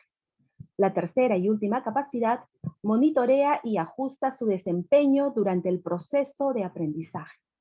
Es hacer seguimiento de su propio grado de avance con relación a las metas de aprendizaje que se ha propuesto, mostrando confianza en sí mismo y capacidad para autorregularse. Evalúa si las acciones seleccionadas y su planificación son las más pertinentes para alcanzar sus metas de aprendizaje. Implica la disposición e iniciativa para hacer ajustes oportunos a sus acciones con el fin de lograr los resultados previstos. Muy bien, maestra Liz. Gracias, lee muy bien usted. Parece locutora de radio, maestra. Muy bien, gracias y felicitaciones. Entonces, ahí está, ahí hay información sobre cada una de las capacidades, que ya las comentábamos, ¿no? Define metas de aprendizaje, o sea, el estudiante se da cuenta de qué es lo que tiene que lograr, cuál es la tarea a resolver, y comienza a reflexionar también sobre cuáles serían los pasos más viables, ¿no? Justamente esos pasos viables los organiza en la segunda capacidad, organiza acciones estratégicas para alcanzar sus metas. Entonces, aquí él se va proyectando hacia la meta que quiere lograr y va tomando decisión de qué sería lo más eficiente de hacer para llegar a esa meta. Y la tercera capacidad, monitorea y ajusta su desempeño durante el proceso de aprendizaje, significa que él se monitorea, ¿no? Él se hace su propio seguimiento de cómo va, de lo que le ha funcionado, lo que le ha servido, lo que ha hecho bien, pero también evalúa si de repente tiene que hacer algún cambio, alguna corrección, alguna mejora, de repente reemplazar una estrategia que él decidió antes por otra, ¿no? Reemplazar una estrategia por otra porque le va a dar mejores resultados. Entonces, bien interesante esta competencia y yo estoy seguro de que si llegamos a comprenderla mejor, vamos a poder también plantear actividades que nos permitan fomentar el aprendizaje autónomo. Muy bien, practiquemos un poquito Profesor. con el caso número 1. Profesor, Sí. la última capacidad se relaciona con la metacognición. Ya, claro. Maestra, yo tendría que decirle que todas se relacionan con la metacognición. En todas. En todas estas capacidades, el estudiante tiene que desarrollar la metacognición. Por ejemplo, como para entender lo que tiene que aprender, ¿no? ¿Qué es lo que tengo que aprender? ¿Cuál es la meta del día de hoy? Entonces, hay metacognición. La segunda, por ejemplo, ¿qué pasos debo seguir para alcanzar mi meta? ¿No? El estudiante se pregunta, ¿qué pasos debo seguir para alcanzar mi meta? Y como resultado da esta capacidad, organiza acciones estratégicas para alcanzar sus metas. Y tercero, ¿no? Cuando se hace esta pregunta, a ver, ¿qué aciertos y dificultades se me presentaron durante el proceso? ¿Qué hice para superar esas dificultades?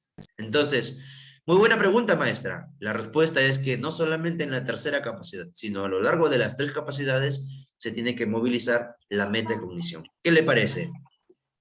Gracias, profesor. ¿Tiene sentido sí, o claro. no? Sí, sí. Tenía la misma idea, en las pero tres, quería ¿no? confirmar. Gracias. Quería corroborarlo. Profesor, Claro, buenos es como en la... días.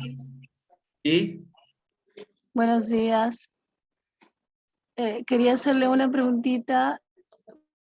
Bueno, Sí. yo hace un poco más de 5 años que estoy en educación superior, entonces quisiera saber si la concepción de la situación significativa ha cambiado, si su estructura sigue siendo la misma. ¿Cuál es su importancia dentro del proceso de planificación, por favor?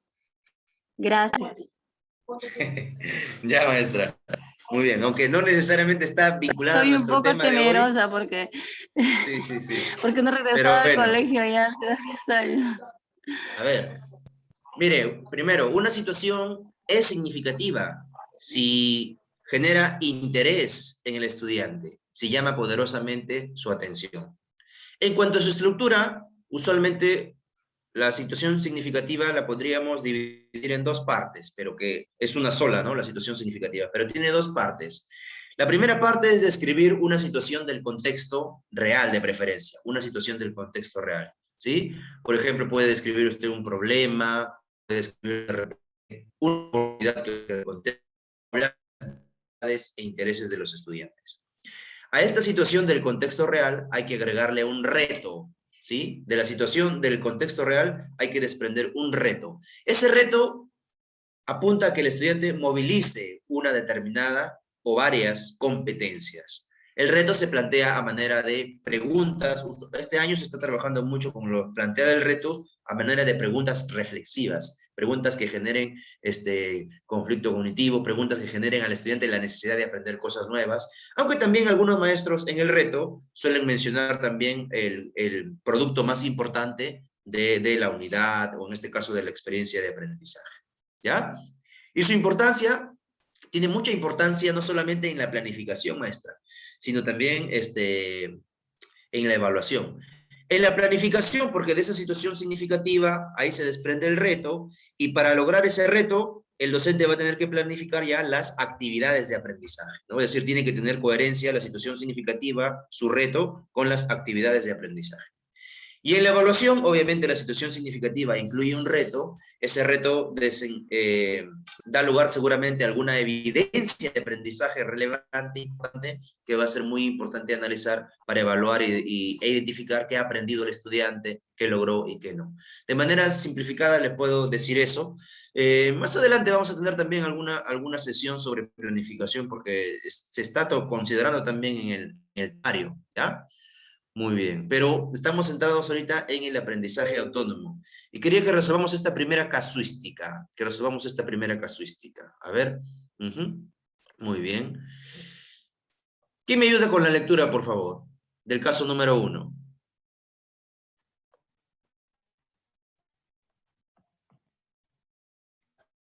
A ver, yo, profesor, le ayudo. ¿Me escucha?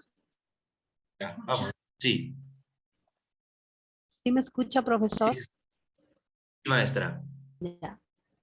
Buenos días, ante todos. Buen día. Después de que los estudiantes han realizado una investigación sobre las religiones monoteístas, la docente les pide que describan por escrito cómo realizaron su trabajo. A continuación, se presenta la descripción de Silvia, una de las estudiantes. Para mi investigación busqué en diferentes libros y en internet, porque no entendía bien cómo estas tres religiones creen en la salvación de maneras diferentes. Entre las cosas que aprendí, supe que son la Torah, el Corán y el Yom Kippur. Encontré mucha información, por eso hice un organizador donde iba colocando la información y su fuente. Al final, comparé toda la información para ver si las fuentes coincidían y si eran confiables. Allí me di cuenta que hubo algo en lo que me había equivocado. Coloqué islamismo pensando que así se llamaba la religión, como era cristianismo y judaísmo. Pero luego encontré en otras páginas de internet más confiables que el Islam es la religión y el islamismo es otra cosa. También encontré que a los seguidores del Islam se les dice musulmanes. Para el judaísmo me ayudó la amiga de mi mamá, la señora Miriam, que es judía. O sea que mi trabajo también se basó en entrevistas. Lo principal que aprendí fue que estas tres religiones tienen muchas coincidencias y todas buscan el bien del hombre y del mundo.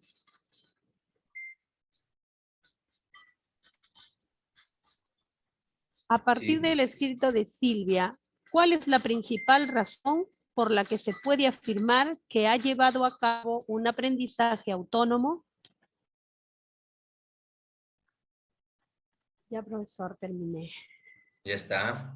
Ya. Las alternativas son las siguientes, miren, ¿ya? La pregunta es, ¿cuál es la principal razón por la que podemos afirmar que aquí, de acuerdo al relato de Silvia, hubo un aprendizaje autónomo? ¿Será la A? Porque realizó una adecuada búsqueda de fuentes de información para realizar su investigación. No está mal, pero acá no dicen cuál es la principal razón. De repente las tres tienen razón, pero hay una que va a ser la principal. A ver, ¿será la B? Porque dio cuenta de los problemas que tuvo y las soluciones que planteó durante su investigación. O la C, porque obtuvo los datos de su investigación de personas cercanas a su entorno. A ver, ¿qué dice ese chat? ¿Qué dice ese chat? Ah, muy bien, muy bien. Ah, perfecto, perfecto. Recuerdo que en una oportunidad anterior con un grupo trabajé esta y demoraron en dar la respuesta, pero veo que este grupo está muy bien, ¿ah? Sí. Claro, solamente para hacer un análisis rapidito nada más, ¿ya? Miren, ¿qué nos está demostrando Silvia cuando nos relata, ¿no? Ella dice, para mi investigación busqué libros, ¿no? Entre las cosas que aprendí, o sea, ella se da cuenta de qué es lo que aprendió, miren, ¿sí? Entre las cosas que aprendí, supe que son el Torá, el Corán, etcétera, ¿no? Y también nos revela cómo aprendió, qué hizo, ¿no? En el proceso, porque dice, por eso hice un organizador donde iba colocando la información, ¿no? Sobre cada una de las religiones, ¿verdad? Y dice, allí me di cuenta de que hubo una parte en la que se había equivocado. Ella se dio cuenta dónde se había equivocado. Pero no se estancó allí, no es que se quedó donde se equivocó, no. ¿Verdad? Superó la dificultad porque decidió, pues, se dio cuenta, ¿no? Se dio cuenta de su error, pero luego buscó en otras páginas más confiables y encontró lo que tenía que corregir, ¿no? Que el Islam no es la religión y el islamismo es otra cosa, ¿no? Bueno, ya. Y también encontré que a los seguidores del Islam se le dice musulmanes. No se quedó solamente con la dificultad, sino que tuvo que hacer un reajuste, tuvo que ir a buscar en otras fuentes, ¿no? Para su error. Bueno, de ahí nos cuenta que también hubo una entrevista, etcétera. Entonces, la principal razón que nos indica que hubo aprendizaje autónomo tiene que ver con lo que ustedes me han dicho, la letra B, pues, porque se dio cuenta de los problemas que tuvo y las soluciones que planteó durante su investigación. ¿Se acuerdan de las capacidades de la competencia, gestiona su aprendizaje de manera autónoma? ¿Se acuerdan de la tercera capacidad? ¿No? ¿Cuál es la tercera capacidad? Que ella monitorea, ¿no? Claro, monitorea y hace reajustes sobre su desempeño. Es decir, al ver que una no le da resultados, hace reajustes, corrige y sigue avanzando, ¿no? Da solución a su problema. Quizás ese es uno de las principales evidencias de que un estudiante está desarrollando un aprendizaje autónomo, porque se da cuenta de lo que hizo bien, se da cuenta también de los errores, pero en esos errores no se queda estancado. La persona autónoma le da una solución a esa dificultad, a ese error, y sigue avanzando, sigue aprendiendo. Entonces, bueno, ya tenemos, ¿no? Ya tenemos aquí la respuesta correcta. Vamos con el siguiente caso, número 2. Dice así. El docente propone a los estudiantes un problema de funcionamiento que presenta un prototipo, ¿ya? Un problema de funcionamiento. No funciona el prototipo, en otras palabras. Luego, con la participación de ellos, establece la meta de trabajo. ¿Cuál es la meta que se plantea, profesor y alumnos? Solucionar el problema usando diversas técnicas creativas y estrategias de solución. Durante la resolución, ya tenemos la meta, miren, ya está la meta, ¿se acuerdan? Luego viene la solución. Durante la resolución del problema, cada estudiante revisa su avance con la orientación de la docente. Identifica alguna dificultad para que pueda explorar diversas técnicas creativas y estrategias distintas de las que ha ido utilizando la docente. Al final, cada estudiante evalúa si ha llegado a la meta propuesta mediante la valoración de sus fortalezas y debilidades. La pregunta es, considerando todas las acciones descritas, considerando todas las acciones descritas, ¿cuáles fueron las acciones? Se estableció una meta, se desarrolló el proceso de solución de la dificultad, se iba incorporando alguna actividad creativa, distinta. Y al final hicieron una valoración de las fortalezas, las debilidades, lo bueno, lo malo, ¿no? Entonces la pregunta es, ¿por qué se puede afirmar que la docente ha promovido en los estudiantes que gestionen su propio aprendizaje? Ahí tienen las alternativas. Yo quiero saber cuál es su respuesta. A ver, ahí tienen las alternativas. ¿Cuál es la respuesta? A ver qué me dicen. Muy bien, por ahí me están diciendo la A. Correcto. Ya, me dicen la A. Ah, también me dicen la B. La 2B. Uy, miren, ¿ah? Ya tenemos 2 colegas que dicen la A y 2 colegas que dicen la B. ¿Alguien dice la C? A ver, ¿quién da más? ¿Quién da menos? La C, también me dicen la C. Uy, estamos en problemas entonces. Ya. No, no estamos en problemas. Colegas, y por favor, no se sientan mal si no acertaron, ¿ya? No se sientan mal, estamos aprendiendo. Este es el momento para equivocarnos. Miren, no sé si se han dado cuenta, pero en el relato del caso se están hasta como que presentando las capacidades de la competencia gestiona su aprendizaje de manera autónoma.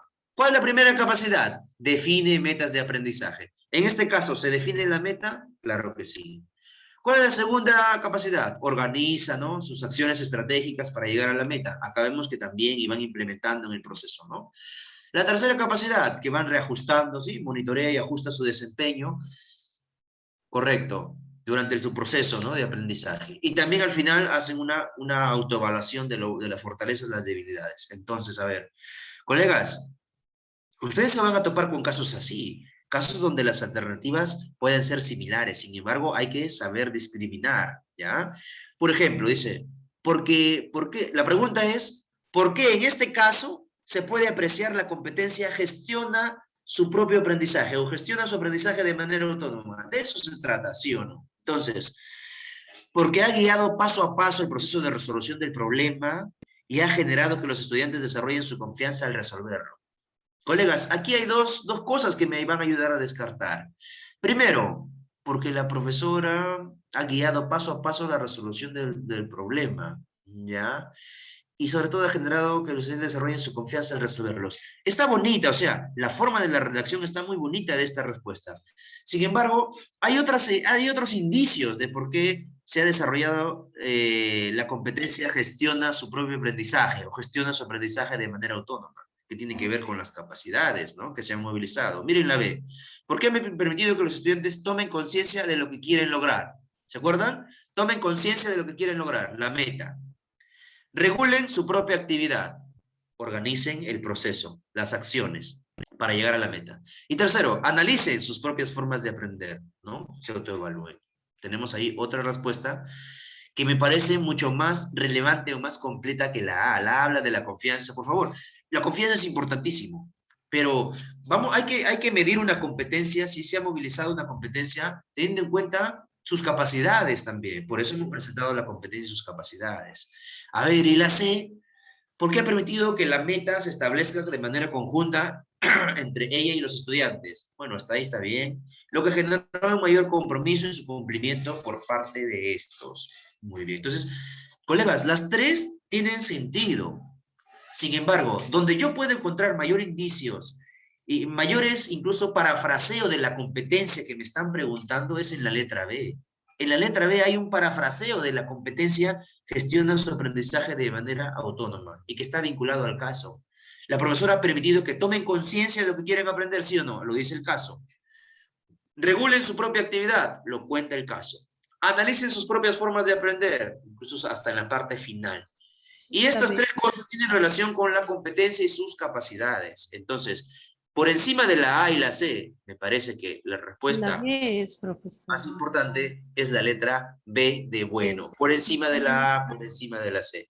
En la A nos tratan de distraer cuando nos dicen desarrollan su confianza, ¿no? Y en la C nos tratan de distraer cuando dicen mayor compromiso, que no está mal. Yo, ojo, no estoy diciendo que esto sea malo. No estoy diciendo que esto sea malo, pero no es la respuesta porque aquí nos están preguntando, ¿por qué se puede afirmar que la docente ha promovido que los estudiantes gestionen su propio aprendizaje? Aquí nos están diciendo, es como si nos preguntaran, ¿por qué podemos afirmar que aquí se movilizó la competencia transversal, gestiona su aprendizaje de manera autónoma? Y en la B se explica muy bien, Toman conciencia de lograr. Capacidad 1, define metas de aprendizaje.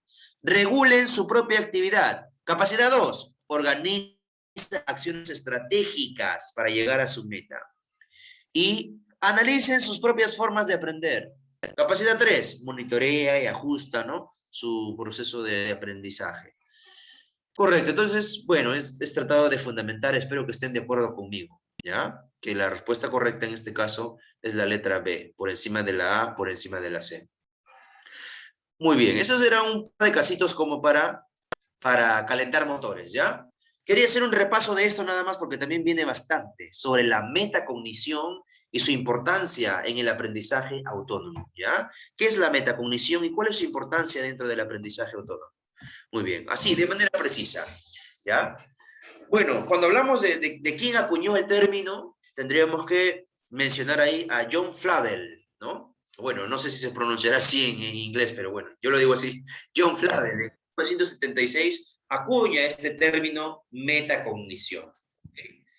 Obviamente, para esto hay antecedentes, ¿no? John Flavel, pues, leyó a los autores constructivistas como Piaget, como Ausberg, Brunner, Vygotsky, y en ellos pasó también sus planteamientos sobre la metacognición, en Dewey también, ¿no? Entonces, pero él usaba la palabra metacognición para referirse al conocimiento que tenemos acerca de los procesos y productos cognitivos.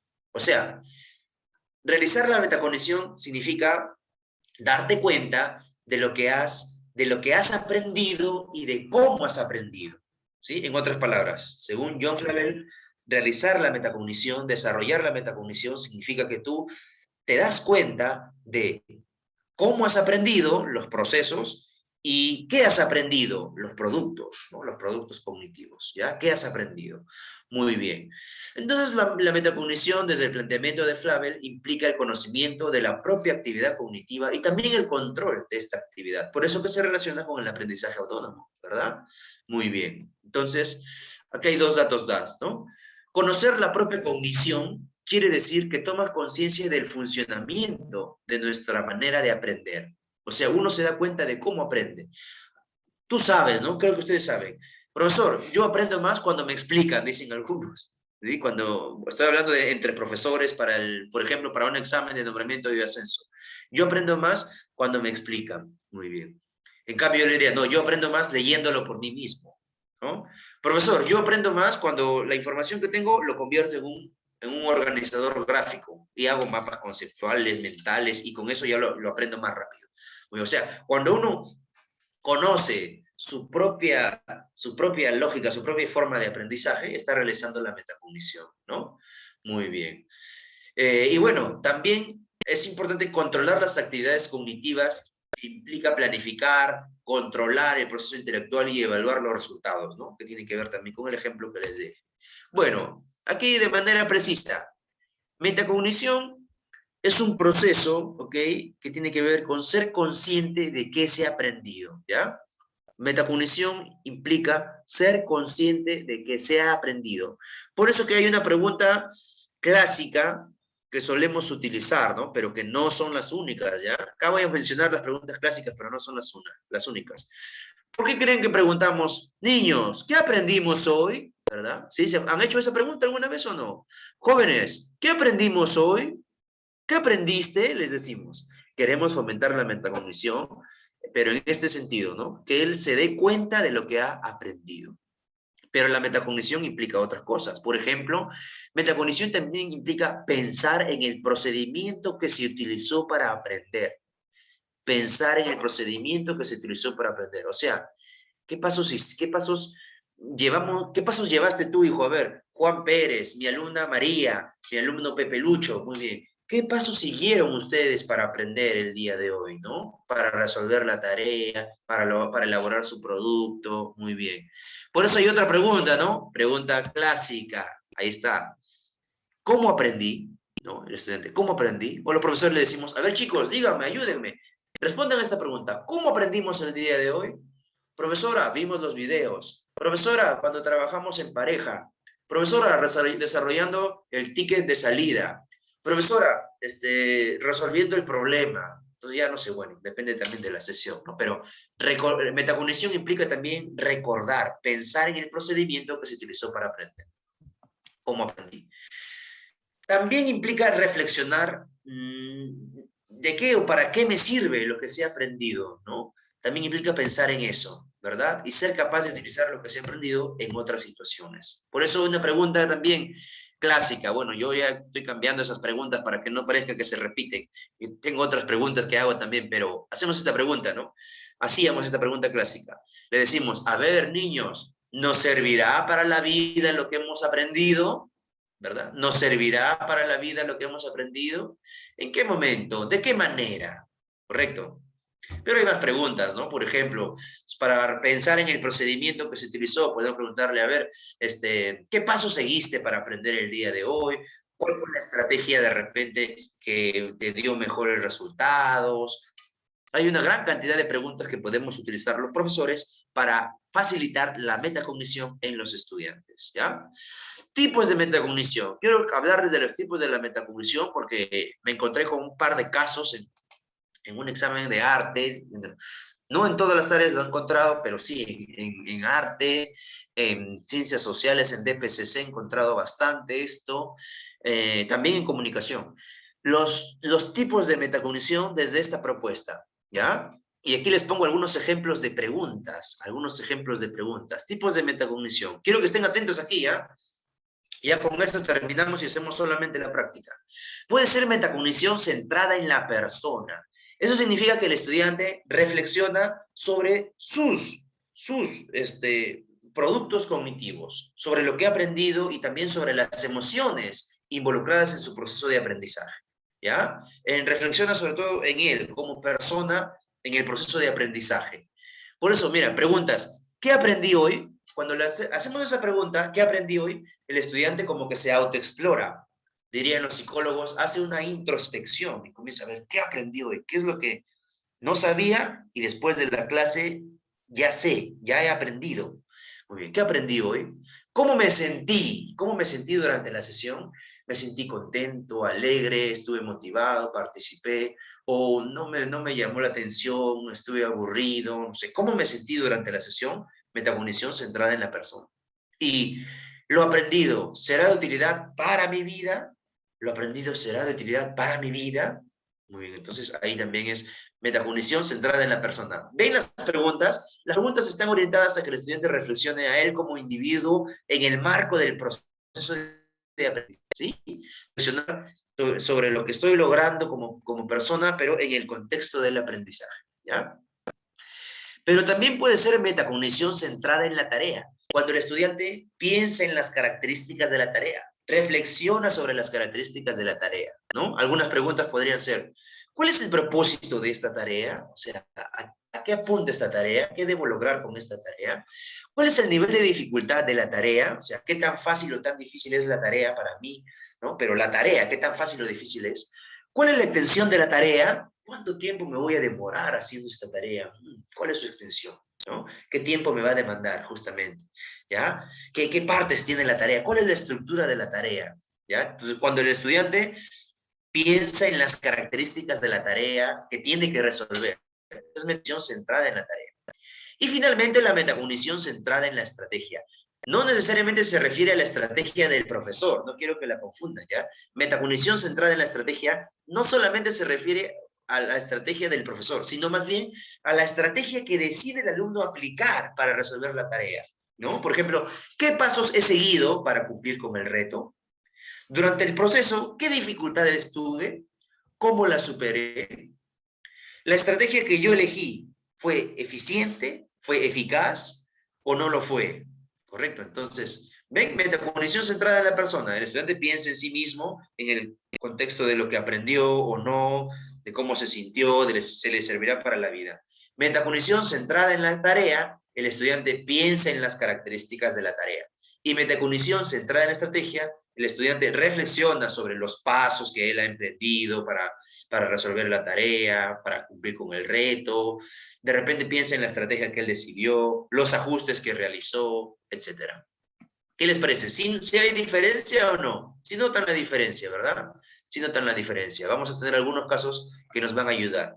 Muy bien, aquí en el PDF les voy a dejar más información sobre la metacognición, ¿ya? Pero creo que ya hemos dicho las cuestiones más relevantes, ¿no? La metacognición, por ejemplo, también se entiende como la capacidad que tiene el sujeto de darse cuenta de su propio aprendizaje, ¿no? Darse cuenta de su propio aprendizaje, de lo que ha aprendido, de las estrategias o técnicas que aplicó, que utilizó, ¿no? Del tiempo que le demandó, de las dificultades que se le presentaron y cómo lo superaron. Por eso la metacognición apoya tremendamente al aprendizaje autónomo. Es decir, profesor, eso significa que si yo, durante mi sesión, implemento preguntas para generar metacognición, o incluso también hay técnicas para propiciar la metacognición, ¿estoy contribuyendo al aprendizaje autónomo de mis estudiantes? La respuesta es sí. Por eso, a aplicar técnicas o estrategias metacognitivas, porque les van a servir para fomentar el aprendizaje autónomo de los estudiantes. A ver, tenemos un casito número 3, rapidito. ¿Qué dice el caso número 3? Vamos a verlo. Los estudiantes de cuarto grado van a elaborar un cuento testimonial acerca de algún hecho relacionado con la discriminación.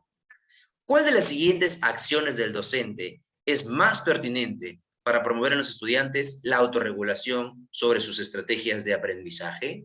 Allá. O sea, la autorregulación sobre sus estrategias de aprendizaje. Muy bien. ¿Qué van a elaborar? Un cuento testimonial sobre la discriminación. ¿Qué dicen ustedes? A ver, miren la pregunta. ¿Cuál de las siguientes acciones del docente es más pertinente para promover en los estudiantes la autorregulación sobre sus estrategias de aprendizaje? O sea, que reflexionen y tomen decisiones sobre cómo hacer, ¿no? Cómo hacer su cuento testimonial, sobre los pasos que deberían seguir para hacer su cuento testimonial. ¿Cuál será la estrategia más pertinente acá? A ver, ¿dónde está mi chat? Voy a ver qué me responden en el chat, ¿ok? No se preocupen que terminada la clase ustedes van a tener las diapositivas, las van a tener ustedes. Nosotros siempre las compartimos, ¿ya? Muy bien. Brindarle una guía de preguntas y pautas que orienten sus decisiones en el proceso testimonial, ¿ya? Brindarles un ejemplo de un cuento testimonial sobre un tema similar que les sirva de modelo para la elaboración de su propio cuento testimonial. O la C, brindarles un manual que indique las partes que componen la estructura de un cuento testimonial y que son las que deben incluir al elaborar su propio cuento testimonial. Muy bien, por ahí vi varias respuestas, pero ya al final veo que sí están coincidiendo. Sí, aquí la mejor alternativa es la letra A, ¿ya? Les doy un ejemplo. Al darles un ejemplo, bueno, ellos se van a guiar del ejemplo, sí, se van a guiar, pero el ejemplo es cómo ya hizo el cuento testimonial otra persona, ¿no? Y nosotros queremos fomentar la autorregulación, que ellos decidan, ¿sí? Nosotros le podemos dar pistas, pero que ellos decidan finalmente cómo realizar, ¿no? Lo mismo el manual. ¿Un manual en qué consiste? El manual te dice todo lo que tienes que hacer, ¿verdad? Es diferente a que si te doy preguntas, muy bien, por ejemplo, ¿sobre qué vas a hablar en tu cuento testimonial? ¿Qué pasos vas a llevar a cabo para elaborar tu cuento testimonial, verdad? Si es una guía de preguntas y de pautas, entonces el estudiante, ¿no? El estudiante mismo va a decidir sobre la elaboración de su producto. Muy bien. Tiene razón también el maestro Luis, ¿no? Es como que cuando le damos el ejemplo hay mucho riesgo. Yo estoy también de acuerdo en que hay que trabajar con ejemplos. Hablo ya en el aula, en la realidad, no en este caso. Pero hay que tener cuidado porque cuando planteamos el ejemplo, hay una tendencia de un grupo de estudiantes de tratar de hacerlo similar al ejemplo y se pierde mucha autonomía, ¿no? Es decir, generamos dependencia del estudiante con el ejemplo y no le damos la libertad, la oportunidad de que sea autónomo. Por eso me parece muy conveniente aquí la letra A. ¿De acuerdo o no? ¿O no están de acuerdo? Díganme, por favor, si no están de acuerdo, me dan su fundamento y bueno, conversamos ahí. Pero la letra A es la respuesta correcta, ¿ya? Muy bien. Entonces, avanzamos. Caso número 4. Caso número 4. Muy bien. Dice así. Un docente de matemática propuso un problema a sus estudiantes. Luego de que ellos lograron resolverlo, el docente tiene como propósito promover la reflexión de los estudiantes sobre su proceso de resolución. ¿Cuál de las siguientes acciones es pertinente para el logro de su propósito? A ver, voy a remarcar acá. ¿Cuál es el propósito? Nos dicen acciones pertinentes para el logro de su propósito. Y si yo pregunto, ¿cuál es su propósito? ¿Dónde está? Cabe que los estudiantes reflexionen sobre su proceso de resolución, o sea, que reflexionen sobre cómo resolvieron el problema, que reflexionen sobre cómo hicieron el problema, ¿correcto? Muy bien, entonces será la A, presentar el proceso de solución y la respuesta correcta. ¿Será la A, presentar la solución y la respuesta correcta? Si yo le explico, si yo le doy la solución y la respuesta correcta, ¿cuándo van a reflexionar ellos? No. ¿Será la B? Preguntar, ¿qué habilidades emplearon al resolver el problema? ¿Qué obstáculos se enfrentaron? ¿Cómo los lograron superarlos? Muy bien, ¿ya? Correcto. O la C, preguntar, ¿de qué trata el problema? ¿Qué datos se evidenciaron en el problema? ¿Cuál era la pregunta del problema? ¿Ok? Muy bien, colegas, por favor, es muy importante entender el caso, ¿sí? Acá dice en el caso que los estudiantes ya lograron resolver el problema. O sea, ya resolvieron el problema, ya llegaron a la respuesta.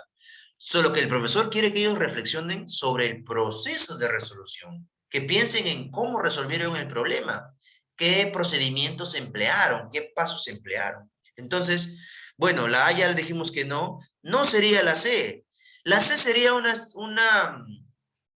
más que nada, son preguntas que se utilizan al inicio de la comprensión de un problema. Y aquí los estudiantes ya resolvieron el problema. Lo que queremos es que piensen en cómo lo resolvieron.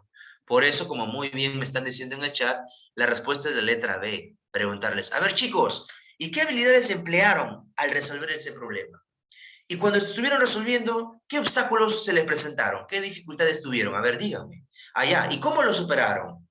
¿Ven? Entonces, ahí sí les voy a hacer reflexionar sobre cómo resolvieron el problema. 4, B de bueno. 5. Los niños de 5 años se encuentran jugando libremente en los sectores. Para hacer rodar una bolita, María ha construido un camino con trozos de cartón, pedazos de tubos y otros materiales. Sin embargo, la niña se muestra contrariada. Cuando la docente le pregunta qué sucede, María le comenta que no entiende por qué la bolita no avanza. La docente observa que el tramo del camino en el que se detuvo la bolita está ligeramente elevado. Por eso ya no avanza la bolita, bueno, porque el camino está ligeramente elevado. Entonces le pregunta a la niña, ¿dónde se ha detenido la bolita? ¿Cómo es esta parte del camino? ¿Y cómo es la parte anterior? Entonces, ¿qué tendrías que hacer para que la bolita continúe rodando por el camino?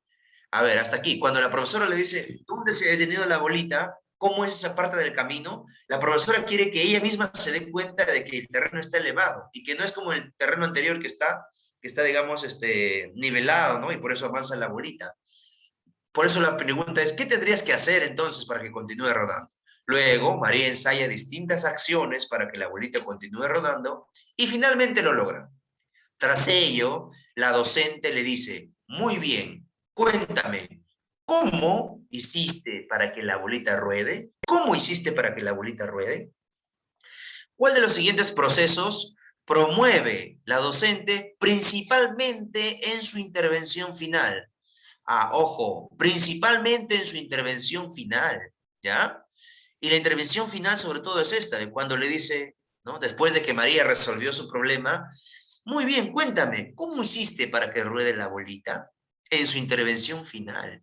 Entonces, ¿qué será? ¿Qué pasó en su intervención final? ¿Hubo conflicto cognitivo, metacognición o activación de saberes previos? ¿Cómo hiciste? Es como en el caso anterior, ¿no? ¿Qué pasos siguieron para resolver el problema? Era algo así. Entonces, aquí, esta pregunta, miren, para los niños de 5 años de inicial, esta pregunta, ¿cómo hiciste para, no?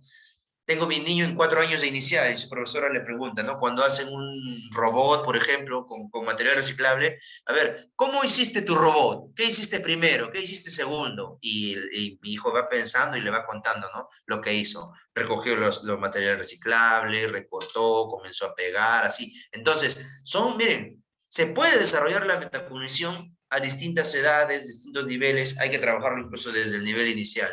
¿Ok? Bueno, no hay mucha vuelta que darle. Caso 5, ya lo tenemos. B de bueno, ¿ya? En la intervención final. Ojo, en la intervención final. Porque si fuera acá, en la parte media donde la pregunta dice, ¿dónde se ha detenido la bolita? ¿Cómo es esa parte del camino? Aquí estas preguntas no son tanto para la metacognición, sino son preguntas que le van a ayudar al estudiante a descubrir lo que tiene que decir. ¿Ya? Pero bueno, de este tema les voy a hablar en otra oportunidad. Vamos con el caso 6. Caso 6. A ver, ¿quién me ayuda con la lectura, por favor, del caso 6? Yo, profesor. Maestra, la escuchamos. Los estudiantes se encuentran planificando sus textos. Durante dicho proceso, una de las estudiantes le comenta al docente lo siguiente. Profesor, yo prefiero escribir el texto antes de plantear mi esquema. Yo voy revisando el contenido de mi texto según mi propósito y quiénes me van a leer. Ya cuando tengo una versión acabada, reorganizo las ideas que he desarrollado en un esquema. O sea, me parece más fácil hacer el esquema cuando el texto está listo. ¿Cuál es el proceso de aprendizaje que se evidencia principalmente en la intervención de la estudiante? Gracias. Ya. ¿Cuál será? La A dice que hubo un conflicto cognitivo sobre el proceso de escritura. La B dice activación de saberes previos. Y la C, la metacognición, ¿no? Sobre el proceso de escritura. Entonces, miren, por lo general, la lógica para producir textos es que hace su esquema de planificación, ¿no? Su esquema de planificación del texto, luego redacta el texto, textualización, como se le dice, y luego viene la revisión, ¿verdad? Pero este alumno dice, no, yo prefiero escribir el texto antes de plantear mi esquema. Cuando termine el texto, ya después plantea el esquema, dice, completando con las partes que va a sacar del texto que ha hecho. Bueno, aquí no se trata tanto de debatir cuál es el procedimiento correcto, sino qué nos evidencia el estudiante cuando nos cuenta esto. Cuando nos cuenta esto, ¿qué nos evidencia el estudiante? ¿Un conflicto cognitivo? ¿Sus saberes previos? ¿O la metacognición sobre la escritura? ¿Tienen la respuesta o no?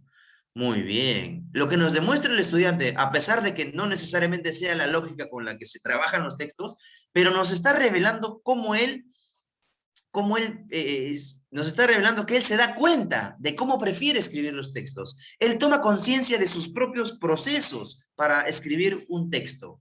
Entonces, aquí hay metacognición, de hecho que sí. Caso 6, metacognición, ¿ya? Muy bien, seguimos. Caso número 7, el caso número 7. Los estudiantes están diseñando infografías sobre sus pasatiempos favoritos. La docente tiene como propósito promover la metacognición de los estudiantes sobre sus estrategias. Repito, voy a subrayarlo. La docente tiene como propósito promover la metacognición de sus estudiantes sobre sus estrategias de aprendizaje, para favorecer la autorregulación académica. Para ello, está elaborando una guía de preguntas que oriente su reflexión durante el desarrollo de la actividad. ¿Cuál de los siguientes conjuntos de preguntas favorece el logro de ese propósito? ¿Cuál es el propósito? Que los estudiantes realicen la metacognición sobre sus estrategias, sobre sus propias estrategias, ¿no? Como parte de la autorregulación, como parte del aprendizaje autónomo, si quieren. Entonces, metacognición sobre sus estrategias. A ver, ¿será la A? ¿Cuáles son los pasos que debo realizar para elaborar mi infografía? ¿Estoy cumpliendo los pasos que planifiqué? ¿Los pasos y acciones que establecí han funcionado para elaborar la infografía? ¿Debo realizar otras acciones que no había considerado? La B dice, ¿cuál es la extensión que debería tener la infografía? ¿Qué subtemas debe abordar mi infografía? ¿Cuántas fuentes se deben revisar para la elaboración de una infografía? ¿Cuántas relaciones texto-imagen debe tener la infografía? O la C, la elaboración de la infografía me motiva, los temas que aborda me interesan, la investigación para elaborar la infografía será útil para mi vida personal. ¿Cuál es la finalidad de realizar la infografía? A ver, por ahí me estaban preguntando, profe, sobre los tipos de retroalimentación, perdón, sobre los tipos de metacognición. Y aquí se pueden ver, acá se pueden ver, ¿ya? A ver, colegas, ¿qué dicen? ¿Ya? Uy, creo que tenemos que reforzar sobre los tipos de metacognición. Colegas, el caso me pregunta sobre metacognición centrada en las estrategias que usa el estudiante. O sea, sobre los pasos o acciones que realiza el estudiante. Y eso no está en la C, está en la A. Miren, ¿qué dice la primera pregunta? ¿Cuáles son los pasos que debo realizar para elaborar mi infografía? Ahí está, ¿ven? Los pasos, las acciones, otras acciones. ¿Ven? Esta es metacognición como estrategia. Y la B, ¿cuál es la extensión que debería tener mi infografía? ¿Qué temas debo incluir? Las fuentes que debo realizar, que debo revisar.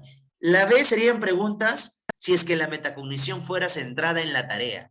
Si la metacognición fuera centrada en la tarea, sería la B. Pero no nos preguntan por metacognición centrada en la tarea. Y si la metacognición que nos preguntaran fuera metacognición centrada en la persona, ahí sería la C, miren.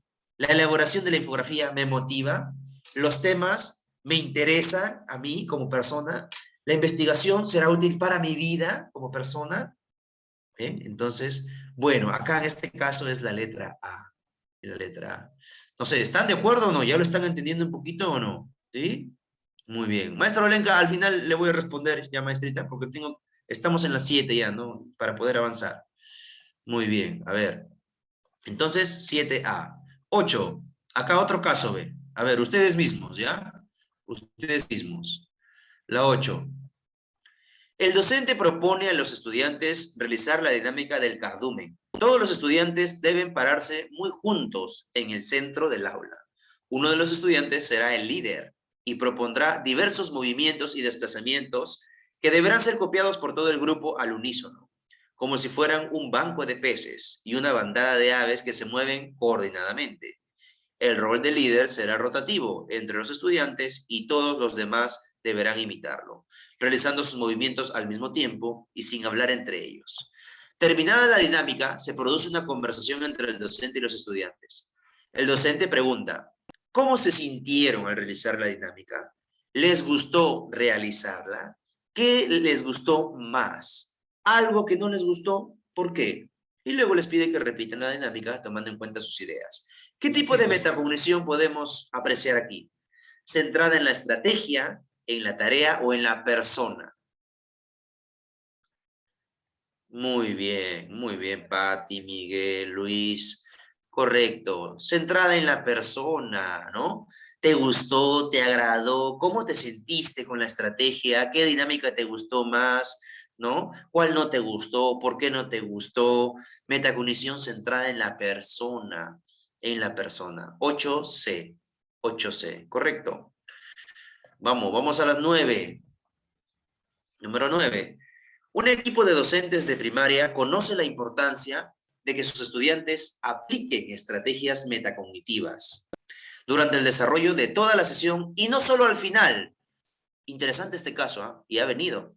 O sea, acá nos dicen que nosotros tenemos la costumbre de que las preguntas o la técnica de metacognición la dejamos para el final. Pero miren lo que nos dice este caso, ¿no? La importancia de aplicar estrategias metacognitivas durante el desarrollo y no solo al final de la sesión. Por eso está planificando integrar actividades que promuevan este proceso en diversos momentos de la clase. ¿Cuál de las siguientes es la estrategia más eficiente para lograr su objetivo? A. Promover el diálogo y la interacción informal entre los estudiantes durante las sesiones para promover el compañerismo, la colaboración y el logro de metas comunes.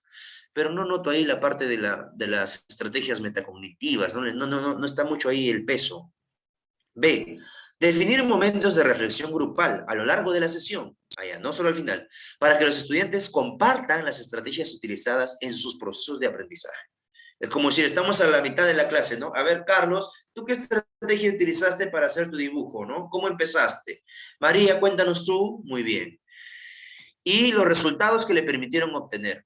E intercambiar ideas sobre ellos, o sea, opinan sobre las estrategias que están utilizando. Me parece interesante. A ver, la C. Fomentar que los estudiantes trabajen autónomamente en sus proyectos durante las sesiones para que cada uno pueda realizar sus procesos de aprendizaje. Y así promover que vayan autorregulando sus estrategias sin la ayuda de la docente. No sé, ¿les parece que sería la C acá? No me convence la C. Más aún porque dice sin la ayuda de la docente. La docente puede ayudar. O sea, lo que la docente no debe hacer es decirle la respuesta, los procesos, no, debe guiarlos. Pero la docente puede ayudar, puede contribuir. La respuesta más coherente está en la letra B de bueno, ¿ya? B de bueno, muy bien. Vamos con el último casito. El último casito, ¿ya? Muy bien, B de bueno. La docente ha elaborado una ficha con preguntas para conocer las opiniones de los estudiantes sobre la lectura de dos textos anteriores. A continuación se presentan 3 de las preguntas incluidas en la ficha. Ficha de lectura. 1. Pregunta 1. ¿Crees que fue útil la lectura de estos textos sobre el derecho al voto de los adolescentes? ¿Por qué? Pregunta 2. ¿De qué manera puede ayudarte la lectura de textos que traten de un mismo tema sobre distintas perspectivas en otras áreas?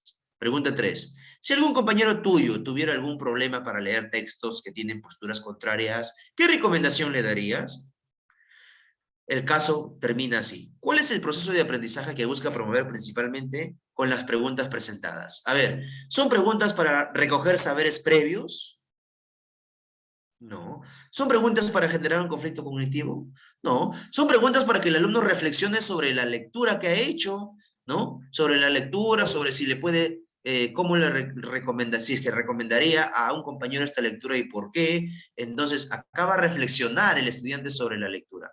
Por lo tanto, la respuesta correcta en este caso número 10 también es la letra C. ¿Ok? La letra C. ¿Ya? Muy bien. Entonces, 10, letra C. Muy bien, a ver, hace rato me preguntaba la profesora del caso 4, me dice acá, del caso 4. Caso 4, ¿verdad, profesor Olenga? Caso 4, dice, ¿qué tipo de metacognición? Creo que ella decía, si tuviéramos que elegir aquí en el caso 4 algún tipo de metacognición, ya está.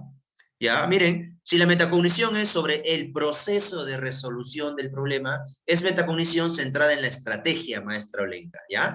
Porque es sobre el proceso, sobre cómo resolvieron el problema, qué pasos siguieron, qué procedimientos o qué estrategia o técnica emplearon. Entonces es una metacognición centrada en la estrategia, si es que tuviera que darle una respuesta, ¿ya? No, profesora, en la 4 hemos dicho que la respuesta es la B, correcto. La respuesta es la B en la 4, ¿ya? Revise bien, por favor, el caso, la pregunta y vea la respuesta, ¿ya? Muy bien. A ver, ¿quieren un repaso de las claves? Antes de terminar. ¿Quieren las claves? Sí, profesor. A ver. 1, B de bueno. 1, B de bueno. 2, B de bueno. 2, B de bueno. La 3, A de avión. La 3, A de avión. 3, A de avión. 4, B de bueno. 4, B de bueno. 5, B de bueno. 5, B de bueno. 6, C de casa. 6, C de casa. 7, A de avión. 7, A de avión. 8, C de casa. 8, C de casa. Metacognición centrada en la persona. 9, B de bueno. 9, B de bueno. 10, C de casa. 10, C de casa. Muy bien, colegas, hemos llegado